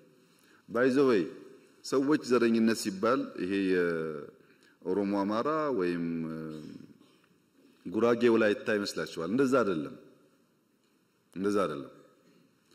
ዘረኝነት ማለት በኦሮሚያ ብትወስዱት ጅማ፣ አርሲ፣ ወለጋ የሚባል በሽታ አለ። ወለጋ ብትሄዱ ሆሮ፣ ቄለም የሚባል በሽታ አለ። ከወለጋ የመጣ ያውቁታል። ጅማ ብትሄዱ ከጌራ ከምናምን ከሊሙ የሚባል በሽታ አለ። አያልቅም። እዛም ጌራ ከተገባ በኋላም አለው። ሰው አስተሳሰቡ አመለካከቱ እየጠበበ የሰውን ክብርና ቫልዩ እያወረደ የሰው ክብርና ቫልዩ ደግሞ ሲወርድ እኔም ወርዳለሁ ብሎ የማያስብ መሆኑ ነው። አንተ ዝቅ እያረክ አንተ እያዋረድክ ልትከብር አትችልም። ግድ የለም ሰብሰብ ብለን ቋንቋ ይለያያል፣ እውነት ነው። ፍላጎት ይለያያል፣ እውነት ነው። ጾታ ይለያያል፣ እውነት ነው። ጂኦግራፊያችን ይለያያል፣ እውነት ነው። እነዚህን ተቀብለን ደግሞ አንድ የሚያደርገን በርካታ ቫልዩስ ስላሉ በእነሱ ጥላ ስር አብረን ሀገርን እንስራ፣ ኤግዚስት እናድርግ። አሁን ያለው ዘመን ሰርቫይቫል በራሱ ከባድ ችግር ስለሆነ መሰብሰብ ያስፈልጋል ብሎ ማመን አለበት ሰው። ሶስተኛው ጉዳይ ግን ታሪክን ማወቅ አሁን ያለውን ችግር መገንዘብ ብቻ ሳይሆን መጪውን ዘመንም በተወሰነ ደረጃ መገንዘብና ለዛ መዘጋጀት ያስፈልጋል። ለምሳሌ ሳይንስ ሙዚየም ያያችሁት አርቲፊሻል ኢንተለጀንሱም ኤሮዳይናሚክሱም ስፔስ ላይ ያያችሁት አውሮፕላን ላይ ያያችሁት ገና የዛሬ 20 30 ዓመት ዓለም ይጠቀምባቸው ቴክኖሎጂዎች እኮ እዛ ውስጥ አሉ። ለምሳሌ ኤርባስ ገና በ2050 ነው አየር ላይ የሚውለው። እኔና እናንተ አልታደልንም። ልጆቻችን ግን እሱን ያዩ ማደግ አለባቸው። ብርቅ መሆን የለበትም። ትናንት ያያችሁት አብዛኛው ነገር እዚህ አካባቢ ያለው ሂስቶሪካል ነገሩ ጫካን ጨምሮ በበጀት የሚሰራ ስራ አይደለም። ለምን ገረማችሁ? እንደና እንደናንተ የተሰባበረ ሀገር የወሰዱ ሰዎች እኮ ወርቃቸውን አውጥተው የትዳር ቀለበታቸውን ሰጥተው ጸጉራቸውን ቆርጠው ሽጠው ለሀገሬ ልማት ይዋል ብለው እኮ የገነቡ ሀገራት ታውቃላችሁ። ታሪክ ከእናንተ በላይ ማን ያውቃል? አሉ እኮ ሀገራት በቃ ደህንነት ልመና ይበቃናል፣ ያለንን ሰጥተን ተክተን ልጆቻችን ከልመና ይውጡ ያሉ እኮ አሉ። መወሰን አለብን። የተረከብነው ሀገር ዕዳ፣ ደህንነት፣ ችግር የተከፋፈለ ነው። እሱን ደጋግመን ብናወራ ውጤት የለውም። ከዚያ ለመውጣት የሚያስችል አቅጣጫ ቪዥን እና ትጋት ያስፈልገናል። ያለንን ሰጥተን እንኳን ልጆቻችን አሁን እናንተ ካላችሁበት ላይፍ ሻል ያለ ከኖር ጥሩ ነገር ነው። መደገም የለበትም። የኛ ችግር መደገም የለበትም። ችግርን እያየን በመካድ ሳይሆን በመጋፈጥ በመሸሽ ሳይሆን በመጋፈጥ ተቸግረንም ቢሆን እቺን ሀገር ካለችበት አረንቋ ልናወጣ እንችላለን የሚል እምነት መምህራን ካልያዙ ማን ነው የሚይዘው ነው ጉዳዩ? ማን ይዛል? በዚህ እሳቤ ነው ያለንበት ዓለም ዕውቀትና እውነት ተገፍተው ውሸትና ጩኸት በርትቶ አንድ ቀን አገልግሎ የማያውቁ ሰዎች፣ አንድ ቀን ለፍቶ የማያውቁ ሰዎች እንዳሻቸው የሚፈነጩበት ዓለም የተፈጠረው እኮ የት ሰርተሃል ብሎ የሚጠይቅ ሰው ጠፍቶ ነው። ምን ሰጥተሃል አንተ? ምን አገለገልክ? ካንተ ምን እንማር ብሎ በምክንያት አርጊው የሚያደርግ ሰው ጠፍቶ እኮ ነው። በዚያ ስፕሪት ማየት ካልቻላችሁ የኛ ውይይት ፍሬ የሚኖረው ውሃ የሚቋጥር አይሆንም። ምክንያቱም በጣም በርካታ ጉዳይ አንስታችኋል። ይሄ እናንተ ጉዳይ በአመት በሁለት አመት 3 አመት በ5 አመት አንዳንዱ ከዛም በላይ ጊዜ ሊፈጅ ይችላል። እኔ ከእናንተ ጋር ስብሰባ ሳይሆን ፈልገው የቤተሰብ የልብ ውይይት ነው። ያለውንም ችግር እንድታቁት፣ ያለውን እድል እንድታቁት፣ እዛም ላይ ሰፖርት እንድታደርጉና ለልጆቻችን የተሻለ ሀገር እንድንሰራ ነው። ይሄንን እንደ መግቢያ ካነሳው በኋላ ጥያቄዎቻችሁን በሶስት ማቀፍ ብናይ አንደኛው አጠቃላይ ከሀገሪቱ ሁኔታ ጋር ቢታይ ኢትዮጵያ ካለችበት ሁኔታ አንፃር መታየት አለበት። አንዳንዱ ጉዳይ በንጽጽር የምናነሳው ዋጋ የለውም፣ እኛ ካለንበት ጋር ስለማይጣጣም ዋጋ የለውም። እኛ ካለንበት ተጨባጭ ሁኔታ ጋር ግን ሲመሳከር ዛሬም ባይሆን ነገ ለመፍትሄ እንድንሰራ ያግዛል።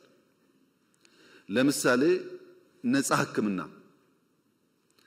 ነፃ ትምህርት፣ መኖሪያ ቤት፣ ቀረጥ ነፃ፣ ኮሚሽን የመሳሰሉ ጉዳዮች ደምረን ብናየው ከሌሎች ዘርፎች ጋር ያም ሆኖ ግን መምህራንን ለማገዝ ሕክምና እንዴት ነው የማብራይ ዋስትና አስፋፍተን አንድ መምህር ሲታመም ሳይቸገር ሊታከም የሚችለው ኢኖቬቲቭ በሆነ መንገድ እንዴት እንፍታው ብለን ማሰብ አለብን። ግን ስናስብ የትምህርቱንም የወታደሩንም የጤናውንም ሌላውም ሴክተር ደምረን መሆን አለበት። አሁን ቀረጥ ነፃ ከደሞዝ ግብር ቢቀነስ አላችሁ፣ መኪና ነፃ ቢገባ አላችሁ፣ ከዛ ደግሞ ደሞዝ ቢጨመር አላችሁ። አብሮ እኮ አይሄድም።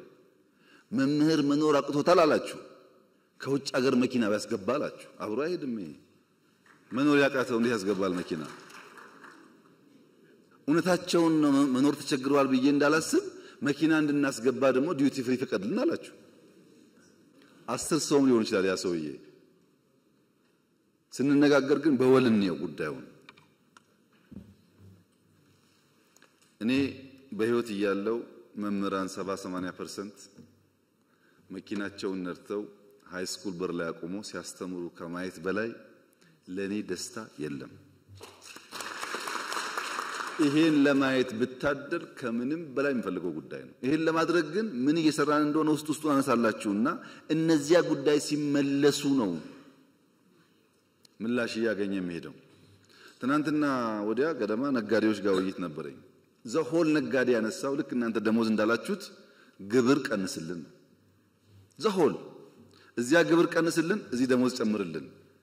አንድ ሀገር ነው ግብር ይሰበሰባል፣ ከሱ ይጨመራል። ካልተሰበሰበ አይጨመርም። ከየት ይመጣል? ሐሳቡ ግልጽ ነው።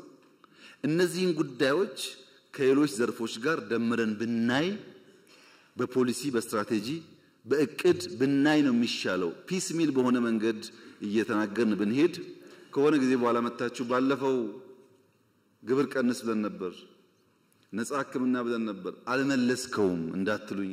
የሚሻለው ይዣቸዋለሁ በማዕቀፍ እናያቸው እንደ ሀገር።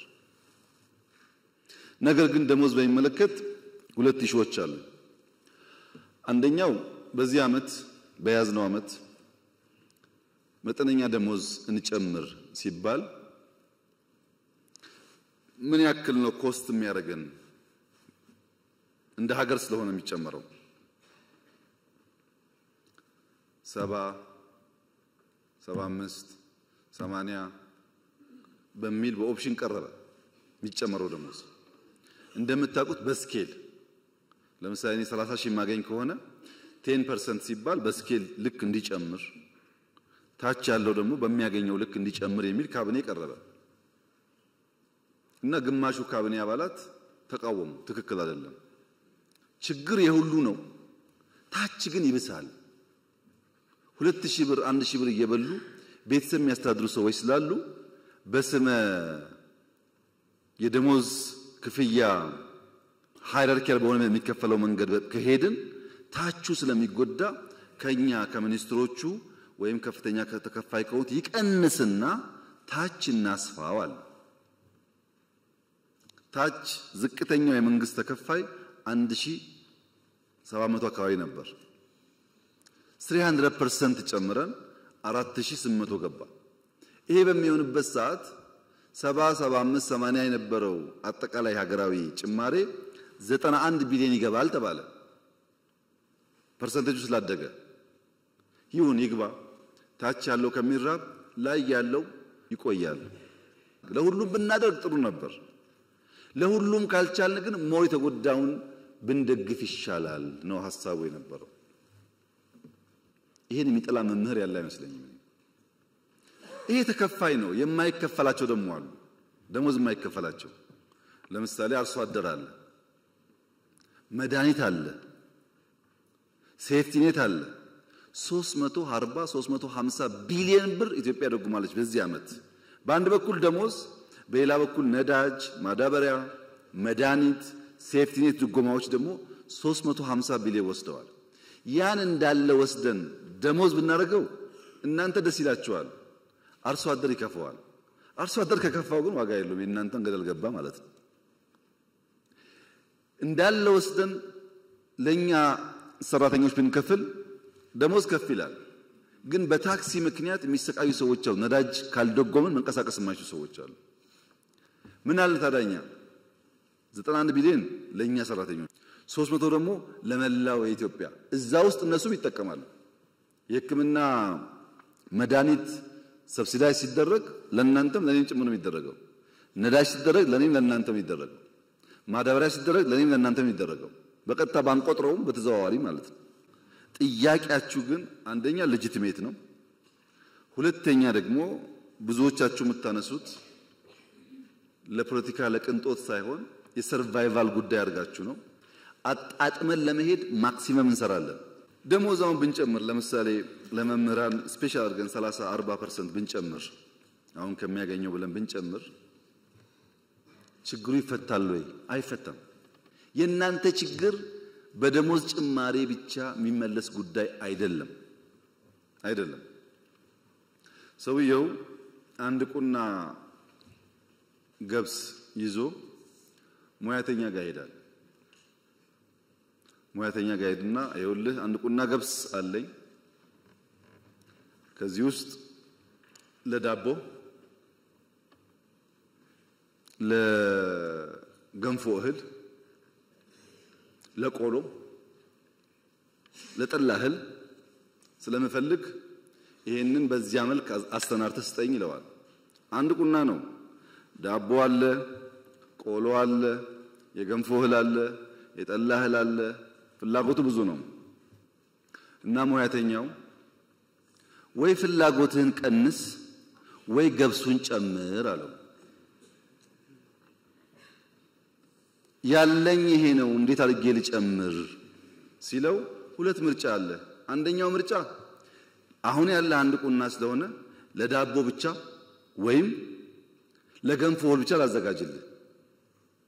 የለም የዳቦም የገንፎም ፈልጋለሁ ካክ ደግሞ አትብላ። አሁን ያዘውና ዘንድሮ ዝራውና በሚቀጥለው 5-6 ቁና ሲሆንልህ ያኔ ይዘውና አለው ይባላል።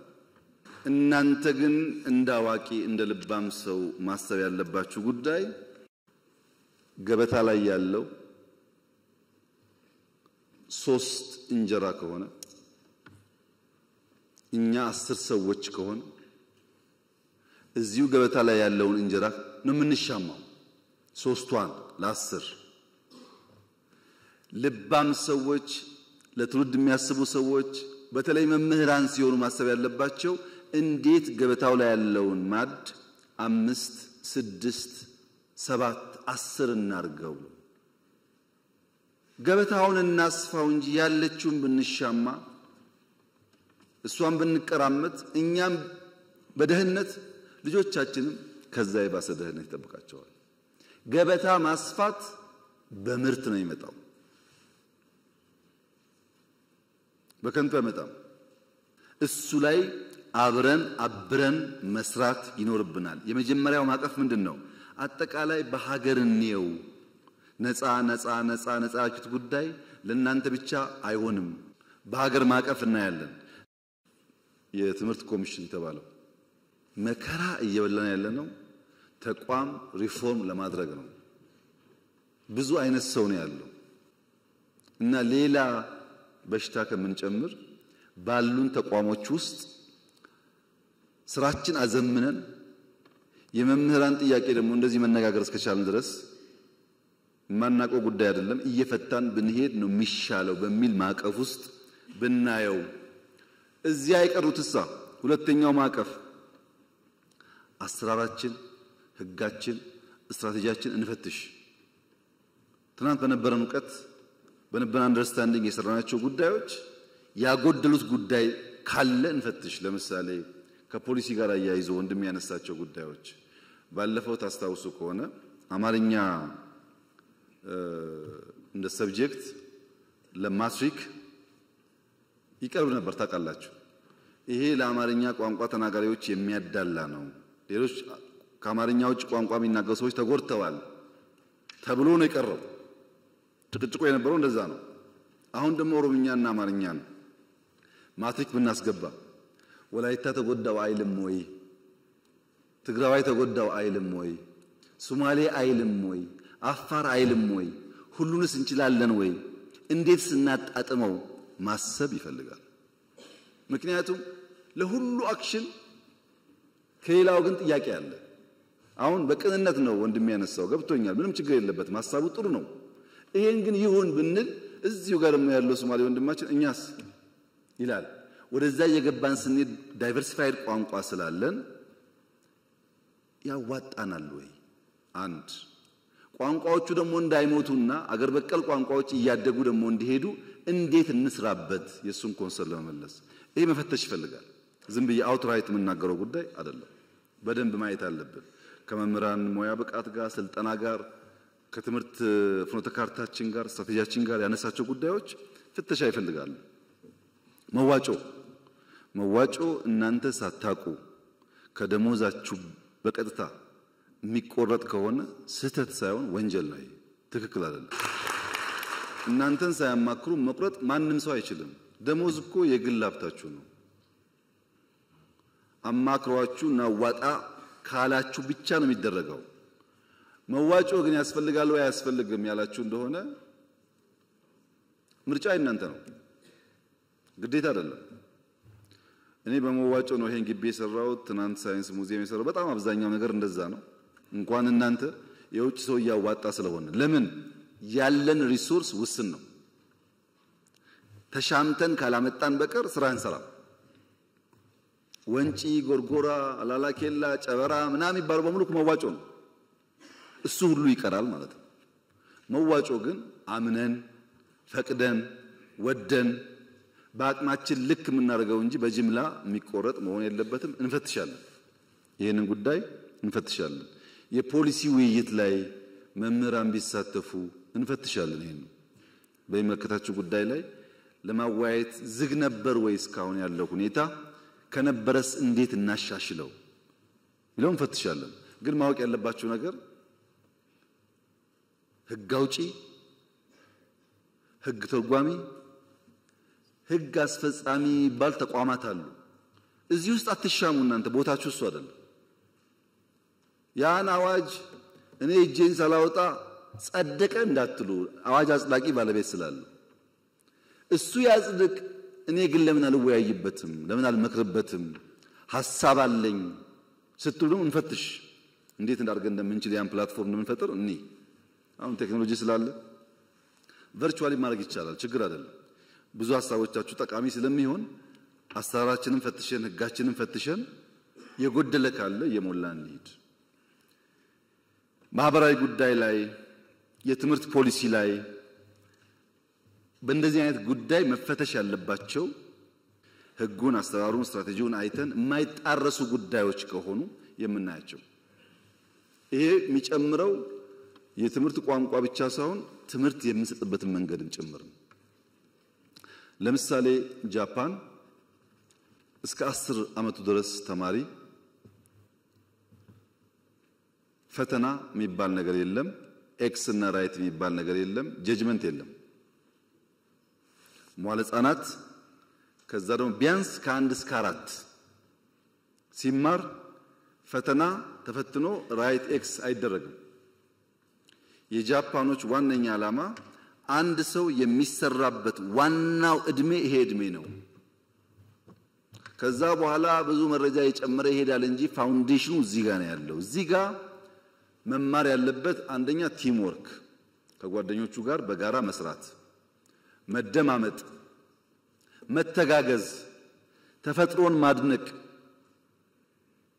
ኃላፊነት መውሰድ ነው ማስተማር ያለብን ብለው አልጋ ያስነጥፏቸዋል። ሽንት ቤት ያጸዳሉ፣ ግቢ ያጸዳሉ። አበባ በሆነ ሰበብ አበባ ቆርጠው አንዱ ጓደኛ ለአንዱ ጓደኛ ይሰጣል። አቲቲዩድ ላይ ይሰራሉ። እና ጃፓኖች መጀመሪያ ነው መሰራት ያለበት ኤርሊ ቻይልድሁድ ላይ ስራ ያስፈልጋል። እዛ ያልተገነባ ሰው ብላሽ ነው ብለው ያምናሉ። ምን እንማራለን ከዚህ? አሁኑኑ ዛሬ እንጀምር አላችሁ፣ ግን መፈተሽ አለብን። እንፈትሽ የሚያዋጣን ከሆነ። እኛ ምን አደረግን? እንደተባለው ከ30 ሺህ በላይ መዋለ ህጻናት ገንብተናል ባለፉት 5-6 ዓመታት። ከ30 ሺህ በላይ በዚያ ምክንያት መምህራን ይቀጠር ነው። ለምን? ልጆች ቤት ከሚውሉ ጓደኞቻቸው ጋር ቋንቋ እየተናገሩ ስጠኝ አትስጠኝ እየተባባሉ ለአንደኛ ክፍል ቢዘጋጁ ይሻላል። እንደዚያ ካልሆነ ውሎ አድሮ የተሻለ ብቃት ያለው ሰው አናገኝም በሚል ሂሳብ ነው። ለምሳሌ የትምህርት በጀት ቢጨምር በጀት ችግር አለ። 2-3 አንስታችኋል። አንድ ዩኒቨርሲቲ ያለው በጀት ከራሱ ከትምህርት ሚኒስቴር ይበልጣል። ከራሱ ከትምህርት ሚኒስቴር ቢሊየንስ እኮ ነው የሚመደበው። ጓዶች አታውቁም እንዴ? ምን ያደርጋል ዩኒቨርሲቲ? ስታዲየም፣ ሆቴል፣ አጥር። ለዚህ እኮ ዩኒቨርሲቲ ይቁም ያልነው። ዩኒቨርሲቲ ማለት የኮንዶሚኒየም ግንባታ ማህበር ማለት አይደለም። ለምሳሌ ጅማ ዩኒቨርሲቲ ጤና ላይ የሚሰራ ከሆነ ይሁን ሆስፒታል ይገንባ። ሌላ ደግሞ ያለው አዳማ ዩኒቨርሲቲ ሳይንስ ላይ ከሆነ የሳይንስ ላብ ይገንባ። ፋሽን እኮ ነው ሁሉም ሆስፒታል። ፋሽን አይደለም? ይጥቀመው አይጥቀመው ሁሉ ስታዲየም፣ ሁሉ የሆነ አጥር ፓላስ ይመስል ይሄ ሁሉ ብር ይወጣበታል። እያንዳንዱ ዩኒቨርሲቲ የሚወስደው ገንዘብ ብትደምሩት የትኛውም ተቋም ኢትዮጵያ ውስጥ ያን የሚያክል በጀት የሚወስድ የለም። በተናጠል አትዩት ጉዳዩን በድምር ነው ማየት ያለባችሁ። ከኛ ቋት ሲወጣ ምናሰላው በዛ መንገድ ነው። ሁለተኛ ሃይ ስኩል አግዙ ደግፉ የተባለው በቅንነት ለምሳሌ እንደሚያነሳው እውነቱን ነው። መታገዝ የሚፈልጉ ክልሎች አሉ። በአየር ጸባይ ምክንያት በስራ ባህል ምክንያት ብዙ የማይተጉ ክልሎች አሉ። ማገዝ አለብን። ግን ደግሞ እንደሚማወቅ ያለብን ነገር ፌዴራሊዝም የሚባል ስርዓት ኢትዮጵያ ውስጥ ይኑር ያስፈልጋል ብለን ካመን ሃይ ስኩል ማስተዳደር የእያንዳንዱ ዞንና ክልል ስራ መሆኑን ማመን አለብን። ሃይ ስኩል ሲበላሽ የፌዴራል ስርዓቱ ግን ፌዴራሊዝም አብሮ አይሄድም። ይሄ ሃይ ስኩል መገንባት፣ የሃይ ስኩል መምህር መቅጠር፣ የሃይ ስኩል ደሞዝ መክፈል፣ የሃይ ስኩል መምህር ቤት ቦታ መስጠት የእያንዳንዱ ክልል ስራ ነው። ያን እንሻል ስንል ፌዴራል ስርዓቱን ስለምናፈርሰው ሌላ ደግሞ ኮንሲኩዌንስ ያመጣል ማለት ነው። እናንተ ሁሉን ስለምታውቁ እንደራችሁም የእውቀት ጋን ስለሆናችሁ በዚህኛው ያለው አደጋ በዚህኛው ያለው ጠቀሜታ ለማመዛዘን አትቸገሩም። በዚያ ስፕሪት ነው ማየት ያለብን። በጀት የቀነሰ አይደለም የኛ አሰራር። ዩኒቨርሲቲ አካባቢ ያሉ ሰዎች እዚህም ካላችሁ እኔ እስካሁን ባየሁት ጥቂት ዩኒቨርሲቲ ካልሆነ በቀር አብዛኛው የሰፈር ልጅ ቀጥሮ የሰፈር ቲፎዞ አምጥቶ ፕሮጀክት ምናምን ኮሚሽን ብሎ ወንበሩን የሚያደላድል እንጂ ዩኒቨርሲቲ ግቢ እንኳን የሚያጸዳ ሰው ብዙ አላየሁም። ግቢውን ተውት አገሩን። እሱን ወደ ውስጥ መፈተሽ የሚጠቅም ይመስለኛል። ምን እያደረኩ ነው እኔ ብሎ ማየት ጠቃሚ ይመስለኛል። ሶስተኛው ማዕቀፍ እኛና እናንተ በጋራ ብንሰራባቸው በተናጠላለን በጋራ ብንሰራባቸው የሚሻሉ ጉዳዮች ደግሞ አሉ። ኃላፊነት መውሰድ አለብን። ለነገ ትውልድ ኢንቨስት ማድረግ አለብን። ተስማምተን የጋራ አሳይመንት ካልሆነ በቀር በአንድ ወገን የማይሰራ አንደኛው ምን አልኩኝ እንመልሳለን እንፈትሻለን። ሁለተኛው ምን አልኩኝ ከሌሎች ተቋማት ጋር ክሮስ ሴክተራል ስለሆኑ እዚያ ውስጥ እናያለን። አሁን ማነሳቸውንስ በጋራ እንሰራበታለን። ያኔ መልሱ ሙሉ እየሆነ ይመጣል። አንደኛ ትምህርት ለትውልድ መቀጠል አለበት ብላችኋል። ትክክል ነው፣ መቀጠል አለበት። ግን የኔም የናንተም ስራ ነው። የፕሮፌሰር ብርሃኑም የናንተም ስራ ነው። ለምሳሌ ብሩ ተለመነ የሆነ ሪሶርስ ተገኘ፣ መጨረሻ ግን የሚሰራው እዛው ያለ ወጣት ነው። ለዛ ወጣት ያንተን ድጋፍ እንፈልጋለን። ይሄ ትምህርት ቤት ለልጆቻችን ነው፣ ለኛ ነው የሚሰራው፣ ማገዝ አለብን ብለ ካላስተማርከው በቀር ብሩ እያለ ስራው አይሰራም ማለት ነው። ከተገነባስ በኋላ ትምህርት ቤት ሃይ ስኩል እዚህ ጅማ ላይ ወለጋ ላይ እዚህ ምዕራብ ደቡብ አካባቢ ላይ ሃይ ስኩል ገንብተን እንሰት መትከል፣ አቮካዶ መትከል፣ ቡና መትከል እንዴት ብርቅ ይሆናል? ዝናብ እንደዚህ ብሎ የሚዘንበው ተማሪ እንዴት ነው በግቢ ውስጥ የማይተክለው? እንዴት ትምህርት ቤት ግቢ ውስጥ አቧራ ይታያል? ይሄን እናንተ ካላገዛችሁ ማን ያግዛል? ደግሞ ብዙዎቻችሁ እርግጠኛ ነኝ ስትማሩ አርብ ከሰዓት ግቢ ማጽዳት፣ የትምህርት ቤት ጓሮ መኮትኮት፣ የትምህርት ቤት ቡና መልቀም ስራችን ነበር አልነበረም? በቃ እሱ ማስቀጠል አለብን። ተማሪ መስራት አለበት። ያን ካልተለማመደ ሰው አይሆንም፣ ሙሉ ሰው አይሆንም። ይሄን ከናንተ ድጋፍ እንፈልጋለን። ምርታማነት አርሶ አደሩ ፕሮዳክቲቭ እንዲሆን ኢኒሺዬቲቮች ሲመጡ ከዚህ ይሁነኝ ብላችሁ በየከባቢያችሁ ማየት። ለምሳሌ አሁን ኮሪደር ብለን ቢሾፍቱ፣ አዳማ፣ ሻሸመኔ፣ ጅማ፣ ነቀምት ወደ ምስራቅ ያለው እንኳን ትቼ እነዚህ ሁሉ ከተሞች ይገነባል ኮሪደር። ቢሾፍቱ ላይ ከዚህ ከአዲስ አበባ መውጫ ከአቃቂ እስከ ሞጆ ያለው 26 ኪሎ ሜትር መንገድ ኦሮሚያ የሚገነባው። የኦሮሚያ ከተማ በሙሉ ቢሾፍቱ ብቻ ቢሆን ኖሮ ጅማ ቢቀር ነቀምቴ ቢቀር ምናምን ቢቀር ኖሮ አዲስ አበባ ያየሽውን 100% ታይ ነበር እዛ። ኦሮሚያ ግን ትልቅ ነው፣ ብሩ ግን ውስን ነው። በዚያች ውስን ሀብት ልክ እንደ አዲስ አበባ አንድ ቦታ የሚታይ ጉዳይ ማድረግ አይችልም። ይሄን እናንተ አንደርስታንድ ማድረግ አለባችሁ። ኮሪደር ከተማ ላይ ግን ቢያንስ በትንሹ እኔ እንኳን በቅርበት እመራቸው ጅጅጋ፣ ሐረር፣ ድሬዳዋ 3 ትላልቆች አሉ። በምስራቅ ጅማ፣ ነቀምት አለ፣ ቢሾፍቱ፣ ሮቤ አለ፣ ሐዋሳ፣ አርባ ምንጭ፣ ሶዶ፣ በቅርቡ ደግሞ ያየሁት ማዕከላዊ ክልል ውስጥ ያሉ 3-4 ከተማዎች በተለይ ደግሞ የሀዲያ ዋና ከተማ አሉ እንቅስቃሴዎች። መጠናቸው ግን እንደ አዲስ አበባ መሆን አይችልም፣ ብሩ ትንሽ ስለሆነ። እዛ የሚዋጣው ብር ውስን ነው፣ የሚሰጠው ብር ውስን ነው። ልክ እንደ አዲስ አበባ ማድረግ አይቻልም። ወደ ዋና ጉዳይ ስመጣ በቅርቡ በሐላባ፣ ከምባታ፣ ሀዲያና ስልጤ የገጠር ኮሪደር ብለን ጀምረናል። እነዚህ ስራዎች 4-5 አርሶ አደር ሶላር ሲስተም ያለው፣ ሽንት ቤት ያለው፣ ሳሎን መኝታ ቤት ያለው፣ የከብቶች ቤት ያለው፣ መጠነኛ ጓሮ እርሻ ያለው ሞዴል ለመስራት ነው። በእኛ አቅም 4 ጀመር። እዛ አካባቢ ያላችሁ ሰዎች ፎሎ አድርጋችሁ ደግፉ፣ እንዲባዛም አድርጉ። ያ ነገር መንግስት አክሮስ ዘ ካንትሪ ቤት ሊገነባ አይችልም። ታውቃላችሁ፣ ማሳያ ስራ ነው የሚሰራው። ባለፉት 6 ዓመታት አዲስ አበባ ላይ እዚህ አዋሬ እያፈረስን ስንገነባ ታውቃላችሁ። አሁን ደግሞ አዲስ አበባ ይበቃል ብለን በገጠር ኮሪደር አርሶ አደር ለመንካት መተናል። እሱን ማስፋት ላይ ብታግዙን፣ የጋራ ትርክት መገንባት ላይ ቅድም ወንድም ያነሳው 100% ከሐሳቤ ጋር ይስማማል።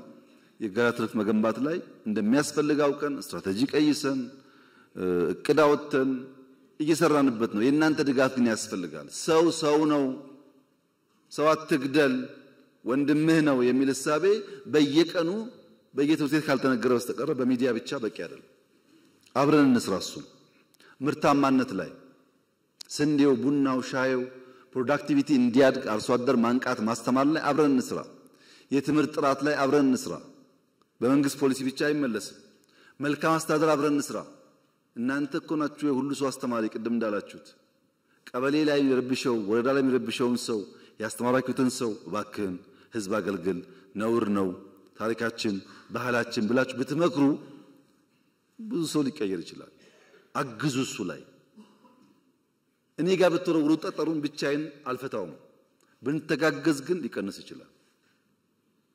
እንደነዚህ አይነት ጉዳዮች በጋራ ብንሰራ የኛን ሁኔታ ተገንዝበን ብዙ ዕዳ ያለበት ሀገር መሆን አውቀን ከኋላ ደግሞ አርፍደን ደራሽ ስለሆን ፈጥነን ቀንም ማታም ሰርተን ነገር እንቀይር ካላችሁ መተጋገዝ ይፈልጋል። አንዳንዱን እንመልስላችኋለን፣ አንዳንዱን እንፈትሻለን ፖሊሲዎቻችን። አንዳንዱን ግን በጋራ ካልሰራን በቀር በእኛ ብቻ አይመለስም። ካገዛችሁን ካገዝናችሁ ከተጋገዝን ግን በእርግጠኝነት ጊዜ ይወስዱ እንደሆን እንጂ እየተፈቱ ይሄዳሉ። በመንግስት በኩል እነዚህን ያደሩ ችግሮች በ5 ማዕቀፍ ውስጥ ልንፈታ ወስነናል። በ5 ማዕቀፍ ውስጥ የመጀመሪያው ኢንክሉሲቭ ናሽናል ዲያሎግ ነው። ብዙ የሚያጨቃጭቅ ጉዳይ አለን፣ ግን ቁጭ ብለን በንግግር እንፍታ፣ በውይይት እንፍታ፣ በመደማመጥ እንፍታ። መደማመጥ ያስፈልጋል። የአንዱ ፍላጎት ሲሳካ አንዱ ስለሚያኮርፍ አንዱን አስኮርፎ ደግሞ የተሟላ ሀገር መፍጠር ስለማይቻል እንወያይበት ነው ያልነው። በእናንተ እድሜ በአባቶቻችሁም እድሜ የኢትዮጵያ መንግስታት አንዳቸውም ቢሆኑ ጉዳያችንን በውይይት እንፍታ ብለው የውይይት አውድ ፈጥረው አያውቁም። ኢንክሉሲቭ ናሽናል ዲያሎግ በኢትዮጵያ ታሪክ የመጀመሪያው ነው። ለመጠቀም ያለው ፍላጎት ግን ውስን ነው። እንወያይ ይልሃል። እሺ እንወያይ ስታቋቁም ነው አይወያይም። ካልተወያየ ችግሩን ካልተናገረ ግን መፍትሄ ከየትም ሊመጣልት አይችልም። እና አንዱ መፍትሄ ያለው እንወያይ። ስለምን ደሞዝ ሊሆን ይችላል፣ መሬት ሊሆን ይችላል፣ ህገ መንግስት ሊሆን ይችላል፣ ስልጣን ሊሆን ይችላል፣ ድንበር ሊሆን ይችላል፣ ባህር በር ሊሆን ይችላል። ግን እንወያይ፣ በውይይት በምክክር እናርገው። ስንመካከር አንዳንዱን ዛሬ አንዳንዱን ነገ አንዳንዱ ደግሞ እናቆየዋለን። ካልተመካከርን ቅደም ተከተል ይጠፋል። አንዱ ማዕቀፍ ውይይት ነው። እሱ ላይ እናንተም ሚናችሁ መጫወት አለባችሁ። ሁለተኛው ማዕቀፍ የሽግግር ፍትህ ነው። ተበድያለሁ፣ ተገድያለሁ፣ ተቀምቻለሁ፣ ተጎድቻለሁ ብዙ ሮሮ ስላለ አላየንም አልሰማንም ብለን ከምንዘጋ የሽግግር ፍትህ ብናበጅ በየጊዜው የተጎዱ ሰዎች ካሉ በይቅርታም በሽግግር ፍትህም ቢታይላቸው ለአንዴና ለመጨረሻ ጊዜ የትናንትናው ታሪክ ፋይል ዘግተን መማሪያ ብቻ አድርገን ወደፊት ለመንደርደር ያግዘናል እና የሽግግር ፍትህ እናበጅ። እንወያይ ብቻ አይደለም፣ ቁስል ባለበትም ፍትህ እናረጋግጥ። ሶስተኛው ማዕቀፍ በርካታ ሰዎች አኩርፈው ጫካ ገብተዋል። በኢትዮጵያ ሕገ መንግስት መሰረት በትጥቅ ለስልጣን መታገል ሕገ ወጥ ነው፣ አይፈቀድም። ሕገ ወጥ ነውና በሕግ ማስከበር ብቻ እንሂድ ካል ስለማያዋጣ ዲዲአር እናርግ። የታጠቁ ሰዎች በተሐድሶ ትጥቃቸውን ፈተው በሙያቸው ሰርተው ወደሚኖሩበት ስርዓት እንመልሳቸው። ከትግራይም ይሁን ከኦሮሚያ ከአማራም ይሁን ከቤኒሻንጉል ብለን ዲዲአር አበጀን። ኮሚሽን ተቋቋም ነው። ይሄ ኮሚሽን ስራው የታጠቁ ያኮረፉ ሰዎች አወያይቶ የሽግግር ፍትህ አረጋግጦ ወደ ቀያቸው መልሶ ሰላማዊ ህይወት እንዲኖሩ ማድረግ አለብን። አራተኛው ማዕቀፍ ይሄ ሁሉ ቢሰራ ኢኮኖሚክ ሪፎርም ካላደረግን ኢኮኖሚክ ስብራት እያለ ዘላቂ ሰላም ልናመጣ አንችልም። ሪፎርሙ ደግሞ እንደከዚህ ቀደሙ ግብርና መር ብንለው አያዋጣም። ብዝሃ ዘርፍ መሆን አለበት። ግብርናም፣ ኢንዱስትሪም፣ ማይኒንግም፣ ቱሪዝምም፣ አይሲቲም በሁሉም ዘርፍ ካልተንቀሳቀስን አንድ በአንድ አንደርስም ብለን ግብርና ላይ እንዳላችሁት እኮ ነው። የኢትዮጵያ ግብርና በኩታ ገጠም፣ በማዳበሪያ አቅርቦት ስፋት፣ በኢሪጌሽን በአመት ሁለቴ በማምረት ገና ብዙ ስራ ይጠበቅብንም የሚጨበጥ የሚታይ ለውጥ መጥቷል። መካድ አይቻልም። በቡና በስንዴ በሩዝ መጥቷል። ገና ግን ብዙ ስራ ይጠበቅብናል። ጥያቄ የለውም። እሱ ያልታረሰ ቦታ ሰፊ አለን፣ ውሃ አለን። በስፋት በኩታ ገጠም በማሽነሪስ ምርታማነት ማሳደግ አለብን። ጅማሮ ግን ተስፋ ሰጪ ነው። በኢንዱስትሪም እንደዚሁ ነው። በቱሪዝም ትናንት እንዳያችሁት ነው። በጣም በርካታ ስራ ተሰርቷል። በአይሲቲም ተሞክሯል። እንደዚሁ ማይኒንግ ከዚህ ቀደም የተዘነጋ ሴክተር ነው። በዚህ አመት ለመጀመሪያ ጊዜ ላለፉት ብዙ አስርተ ዓመታት በኢትዮጵያ ውስጥ ነምበር 1 ኤክስፖርት ቡና ነው። ከቡና ቀጥሎ ያሉት ተደምረው ወደ ቡና አይጠጉም።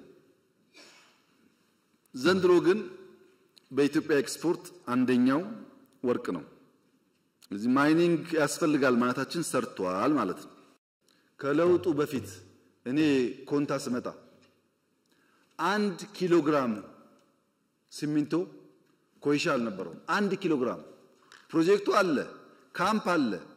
1 ኪሎ ግራም ሲሚንቶ ለግድብ ግን አልተሰራም። አሁን ግድቡ እሱ ሁሉ ገንዘብ ነው ከናንተ ላይ ተቀምጦ የሚሰራበት ማለት ነው። በነገራችን ላይ 27000 ኪሎ ሜትር አስፋልት ኮንክሪት ኮንትራክት ነው ያለው ኢትዮጵያ ውስጥ። ምንም ሳልጨምር 1.5 ትሪሊየን ብር ጠይቀውኛል። 1.5 ትሪሊየን የኢትዮጵያ አጠቃላይ በጀት 2 ትሪሊየን ነው። 1.5 መንገድ ጠይቋል። በጣም ሰፊ ቦታ መንገድ ስራ አለ። ችግሩ ምንድነው? ጥራት የለም፣ ሌባ ብዙ ነው እንደምታውቁት፣ ሲሚንቶ ይሰርቃል፣ ያይሰርቃል፣ ችግሮች አሉ። እንደ መንግስት ግን በጣም ትልቅ ሪሶርስ ነው ያለው። ግድቦች ነግሬያቸዋለሁ። በኢትዮጵያ ትልቁን አየር መንገድ ለመገንባት እየሰራ መሆኑን ታውቃላችሁ። these are foundational ስራዎች። ይሄን ግን ተውት። ድሮ ነበረ ከሚባል ስራ 2-3 ላንሳላችሁ። ለምሳሌ ከአዲስ አበባ ጅቡቲ ባቡር ነበር ተሰርቷል ከለውጡ በፊት ታውቃላችሁ። ከአዲስ አበባ ጅቡቲ ባቡር ከለውጡ በፊት ሳይሆን ከለውጡ በኋላ እስከ ዛሬ 4 ዓመት ድረስ በሰዓት 20 ኪሎ ሜትር ነበር የሚጓዘው። ሁለት ፉርጎ ይዞ 20 ኪሎ ሜትር ምታቁት አቃላችሁ ከስቴ የመጣችሁ አሁን እንደምንም 60 አድርሰናል 60 ኪሎ ሜትር ፐር አወር ፉርጎም ጨምሯል ገና ይቀራል ተሰራ ተባለ እንጂ የሰራተኛ ደሞዝ መክፈል አይችልም እዳ አይደለም ደሞዙን አንድ በሉ ስኳር ሌላውን ተውት ወንጂ እዚህ ያለው ወንጂ ስኳር ፋብሪካ ለሰራተኛ ደሞዝ መክፈል አቅቶት ሰራተኛ ተፈትኖበት ነበር ትናንትና ለውጡ በእያንዳንዱ ጓዳ ውስጥ የፈታቸው ጉዳዮች በጣም በርካታ ናቸው ወይም እኛ አልተናገርናቸው ወይም እናንተ ማየት አልፈለጋችሁ እናንተ ሲባል ድፍን ኢትዮጵያ ማለት ነው እናንተ ብቻ አይደላችሁ ከ13 ፋብሪካዎች ስኳር አሁን እንደምንም 7 ደረስን 7ቱ ብቻ ነው ደሞዝ ቢከፍለው ብድር ይመጣል ከቻይና እድገት ይባላል ብድር ይመጣል እድገት ይባላል በብድር እድገት እና ኳሊቲ እድገት ይለያያል የኢትዮጵያ ኢኮኖሚ የነበረበት ሀብት ይታወቃል ለባቡር ለስኳር ለምናምን ብሎ ከቻይና ሲመጣ ኢትዮጵያ አደገ ይባላል ግን ፕራክቲካሊ ነገር የለም ለዚህ ነው ኮመርሻል ሎን ይብቃ ያልነው ማይኒንግ ላይ እንስራ ወርቅ እናውጣ እንጂ ከቻይና ብር ያመጣን 10% ድራማ ነው አይሰራም ነው ያልነው እንደ መንግስት አይደለም እንደ ባለቤት ነው ልማት አለ ይሄ ልማት ደግሞ ዓለምን እያስደመመ ነው ያለው ባካችሁ አይናችሁን ግለጡ ዓለም እኮ የተደነቀ ያለው በኢትዮጵያ ስራ ምን ለምን ትገረማላችሁ ኮመርሻል ሎን ሳትወስዱ እዳ እየከፈላችሁ እንዴት ለማላችሁ እኮ ነው ዓለም እያለ ያለው እኛ ያልነው ምንድነው ሀገራችን ነው ሱሙኒም 10 ሳንቲምም ከመምህርም ከውጭም ተሰብስባ ኢትዮጵያን የምትውለው አንድም ሳንቲም እኛ ያወቅን አትወጣም ምን ለማው ለዚህ ነው ይሄው የኃይለሥላሴ ቤተ መንግስት እኮ 50 ዓመት ተዘጋ እሳቸው ሞቱ ደርግ 10 ምናምን ዓመት ዘጋ እዚህ ጋር ባልፈልግም አለ የፊውዳል ስለሆነ ኢህአደግ 20 ምናምን ዓመት ወይ 30 ዓመት ከኛ ጋር ተደምሮ ዘጋ ከ50 ዓመት በኋላ ሰው አደሰላችሁ ትውልድ ያድሳል ዛሬ ጫካ ብሎ ቢሳደብ ዛሬ ምናምን ችግር የለውም ትውልድ ባያዝ የለውም በእውነት ያየዋል ያኔ ሁሉም ታሪክ ይወጣል ይልቁንስ እኔ ቢሮ ስገባ 59% የኢትዮጵያ ጂዲፒ እዳ ነበር አሁን እኮ የውጭ እዳ 13 አድርሰናል አትጠራጠሩ በጥቂት ዓመታት ውስጥ ከ10 በታች ይሆናል እዳ አናውርስም አምስተኛው የሰራነው ተቋም ሪፎርም ሎ ኢንፎርስመንት ኤጀንሲስ ትምህርት ሚኒስቴር ጤና ሚኒስቴር ከተማ ሪፎርሞች ተቋማት ላይ ሲቪል ሰርቪስ ተቋም ካልተገነባ በቀር ስለማንሸከም ይሄ ስራ አምስቱም ኢንክሉሲቭ ናሽናል ዲያሎጉም የሽግግር ፍትህ የዲዲአር ታድሶ ፕሮግራም ኢኮኖሚክ ሪፎርም የተቋም ሪፎርም አምስቱም አድራሽ ነው እንጂ ግብ አይደለም ስንናገር ውለን ብናድር ግብ መሆናችን ተናግረን ከዛ ወደ ልማት እንገባለን ነው ተናግረን ውጊያ እንቀንሳለን ነው እንጂ ንግግር ግብ አይደለም ግብ ነው እንዴ ዲዲአር ግብ እኮ አይደለም ከምንተዋኮስ አብረን እናርሳለን ለማለት ነው እንጂ ግብ አይደለም እነዚህ አምስት ጉዳዮች ማየት ያለባችሁ ልክ አንድ ሰው ትኬት ቆርጦ አሜሪካን ሲጓዝ እንዳለው ስፕሪት ነው አንድ ሰው ትኬት ቆርጦ ወደ አሜሪካ ሲሄድ የሚሰጠው አንድ ወንበር ነው ታውቃላችሁ ሰዓቱ 10 ምናምን ሰዓት ነው በረራው አንድ ወንበር ይሰጠዋል መቀመጫም ነው ከደከመውስ አልጋም ነው መንቀሳቀሻ ቦታ የለም ታውቃላችሁ ትንሽ ቦታ ነው አውሮፕላን ላይ ሰው ቢርበው ምግብ ቢል አንዴ ሁለቴ ይሰጣል ግን ይሰጥ ፈልገህ አይደለም ይሰጣል ታሽጎ ይሰጣል እንጂ ይሄኛውን አልፈልግም ምስር አርግልኝ አይባልም አየር ላይ ይባላል ሽሮ አርግልኝ እኮ አይባልም ወይ ትበላለህ ወይ ትተዋለህ ለምን የአውሮፕላን ስራ ማድረስ ነው እንጂ እኮ አውሮፕላን በራሱ አገር አይደለም ምትሄድበት እስከምትደርስ ሽንት ቤት ውስን ነው መቀመጫ ውስን ነው አልጋው አይመችም መንቀሳቀሻ ቦታ የለም ምግብ ውስን ነው ችለህ ዋሽንግተን ስትደርስ ክፍት ይሆናል ማለት ወይ ከዛ ስመጣ ክፍት ይሆናል ማለት እኔና እናንተ ያለንበት ሁኔታ እንደሱ ነው አድራሾች ነን ወደ ብልጽግና አድራሽ ነን ያሻነውን ነገር ማድረግ አንችልም ማመን አለባችሁ ይሄን ጉዳይ አድራሽ ነን እኔና እናንተ አድራሽ ነን ልጆቻችን ናቸው ብልጽግናን የሚያዩት ለውጦች በሀገር ደረጃ እየመጡ ያሉት እኔና እናንተ አድራሽ መሆናችን ገብቶን አድራሽ የሚቸገረውን ችግር አምነን ከሰራን ብቻ ነው እንጂ ይድላን ካል አይሆንም።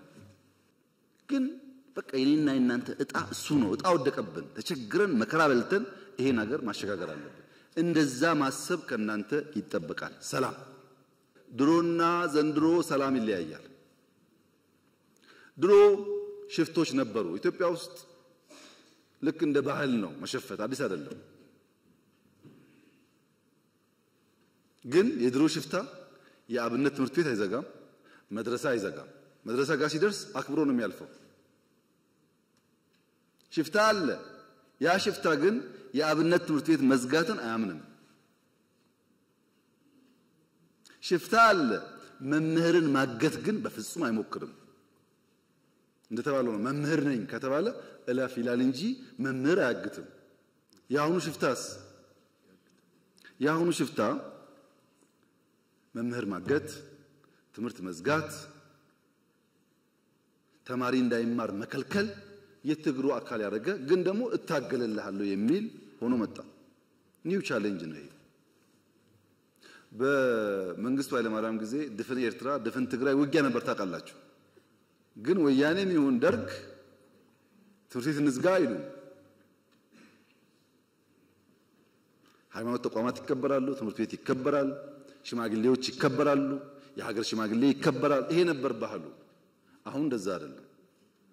ይሄ አንደኛው ችግር ነው። ሁለተኛው ችግርስ መምህራን ዩኒቨርሲቲ መኝታ ቤት በነፃ ስለሆነ፣ ምግብ በነፃ ስለሆነ፣ ኮምፒውተር ዩኒቨርሲቲ ስላለ፣ ጊዜ ስላለው ተማሪ ያን የእውቀት ማድ የሚገኝበትን ሪዝኒንግ የሚያድግበትን ተቋም ጽንፈኝነት እንዲሰራፋበት፣ ውሸት እንዲስፋፋበት፣ ስድድብ እንዲበዛበት፣ ዕውቀት ሳይሆን ቅጥፈት እንዲፈበረክ አልፈቀድንም ወይ? አልፈቀድንም።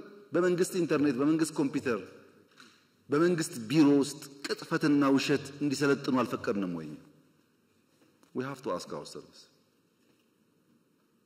ሁለተኛ መምህር የእውቀት አባት የተከበረው የተፈራው የተወደደው ሽማግሌው አስታራቂው የእውቀት አባትነቱን ጥሎ አልሸፈተም ወይ? አልሸፈተም። መምህር ስንቱን መምህር እኮ መልሰናል። በይቅርታ የሚያስተምሩ እኮ አሉ። ገብተው ወጥተው ሞክረው ሲያቀታቸው አሉ እኮ የተመለሱ የሉም። መምህር አይሸፍትም። መምህር ሽፍታን ክላሽ አስጥሎ ብዕር ያስይዛል እንጂ ብዕር ጥሎ ክላሽ አይዝም። እናንተም ተበላሻችሁ፣ ሽፍታውም ተበላሸ። የተበላሸ ሀገር መሆኑን ማመን ያስፈልጋል። የመጀመሪያው ይሄ ነው። እንዴት እንፍታው ነው አሁን ጥያቄው። እኛ ሶስት መንገድ ነው ያሰብነው። አንደኛው ሰላም ሚኒስቴር አቋቁመን አልነበረም ድሮ። ሰላም ያስፈልገናል የሰላም ኮሚሽን ብለን በተቋም እንስራ የሰላምን ጉዳይ ብለን ከተቋሙ ባሻገርስ ቲፒኤልኤፍ ጋር ግጭት ሊጀመር ሲል እንደሚነገረው እኮ አይደለም። እኔ ያልሞቱ በህይወት ያሉ ሀብታሞች ሰብስቤ ትግራይ ሰብስቤ እባካችሁን እንዳንዋጋ ትግራይ ውጊያ ይበቃታል ሂዱና ለምን ነው ልቢልኪያቸው አሉ። ትግራይ ሸኔ አልሞቱም አሉ በህይወት ሽማግሌዎች ሴትና ወንድ ወለጋ ድረስ ልከናል። ሽማግሌዎች ሸኔ አንበርክኳል አሉ በህይወት ሂዱ ባካችሁ ለምን ብለን ልከናል። ፋኖ በቲቪ አይታችኋል። ሽማግሌዎች ልከን ቄስ ሳይቀር አንበርክኳል። ባካችሁ ይቅር፣ አይጠቅምም፣ ማሸነፍ አይቻልም በዛ መንገድ ጊዜ የምናባክነው ይቅር ብለን ሞክረናል። የሚታወቅ ፋክት ነው። አይ ሙከራ ብቻ ነው ደግሞ እንዳይባል በሰላም የሚገቡ ካሉ እጃችን ዘግተን እንቀበል ብለን ለምሳሌ የሌላውን ጊዜ ተውትና ትናንትና ከጉጂ የዛ አካባቢ ኃላፊውና ወታደሮቹ ትናንት ሰጥተዋል እጃቸው በድርድር ትናንትና በየቀኑ 70 80 ምናምን ይሰጣል ከሁሉም ክልል። ቤኒሻንጉል ገብተዋል፣ አፋር ገብተዋል፣ ከአማራ ብዙ ይገባሉ፣ ከኦሮሚያ ይገባሉ። ከ3 ወር በፊት ደግሞ ታውቃላችሁ እዚህ ሸዋ አካባቢ ምዕራብ ገብተዋል። ክፍት ነው። ገብተዋል ብቻ ነው እንዴ? አይደለም፣ ሹመኞች ናቸው። በኢትዮጵያ ታሪክ ተቃዋሚም ቢሆን ፋይዳ ካለው ዕውቀት ካለው ባሸንፍም አብሬ ልስራ ያለ መንግስት ነው። ከዚህ በላይ ማስተዋል ምን ከየት አመጣለ? አርገናል እኮ እነ ሸኔ የገቡ በቅርቡ ከዚህ ከሸዋ አሁን እኮ ኦሮሚያ አመራር እኮ ናቸው። አሁንም የሚጠቅም ነገር ያለው ሰው ከመጣ እኛ ክፍት ነን። ለሱ አይደለም ለኔ አይደለም ለኢትዮጵያ ሲባል ጠቅላይ ሚኒስትርነትሳ እሱ ነው ጸቡ ካላችሁኝ እውነት እላችኋለሁ በሰላማዊ መንገድና በምርጫ እስከሆነ ድረስ ጠቅላይ ችግር የለውም። መጥፎም የሆነው እኔ ብቻ ነኝ የምችለው እናንተ አትችሉ ምናምን እሱ ጥሩ አይደለም። ከሱ ውጭ ግን በንግግርና በውይይት ችግር የለም። ሁለተኛው እሱ ነው። ሶስተኛው ሰላምን ቢያለ አልገባም ብሎ ትውልድ የሚያዘጋ የሚያግት ካለስ ህግ የማስከበር ስልጣናችን ስለሆነ እንታገለዋለን። ይታገልነው ነው ያለነው። አትታገሉ እጃችሁ አጣጥፋችሁ ተቀመጡ ካልከን ህዳሴ የሚባል የለም፣ ወጥቶ መግባት የለም። ችግር እኮ ነው። በየቦታው ሽፍታ ሞልቷል። we have to fight እያደረግን ከገባስ እንተዋለን። ለምሳሌ ፕሪቶሪያ እኮ አስደማሚ ድል ነው የኔ ወንድም።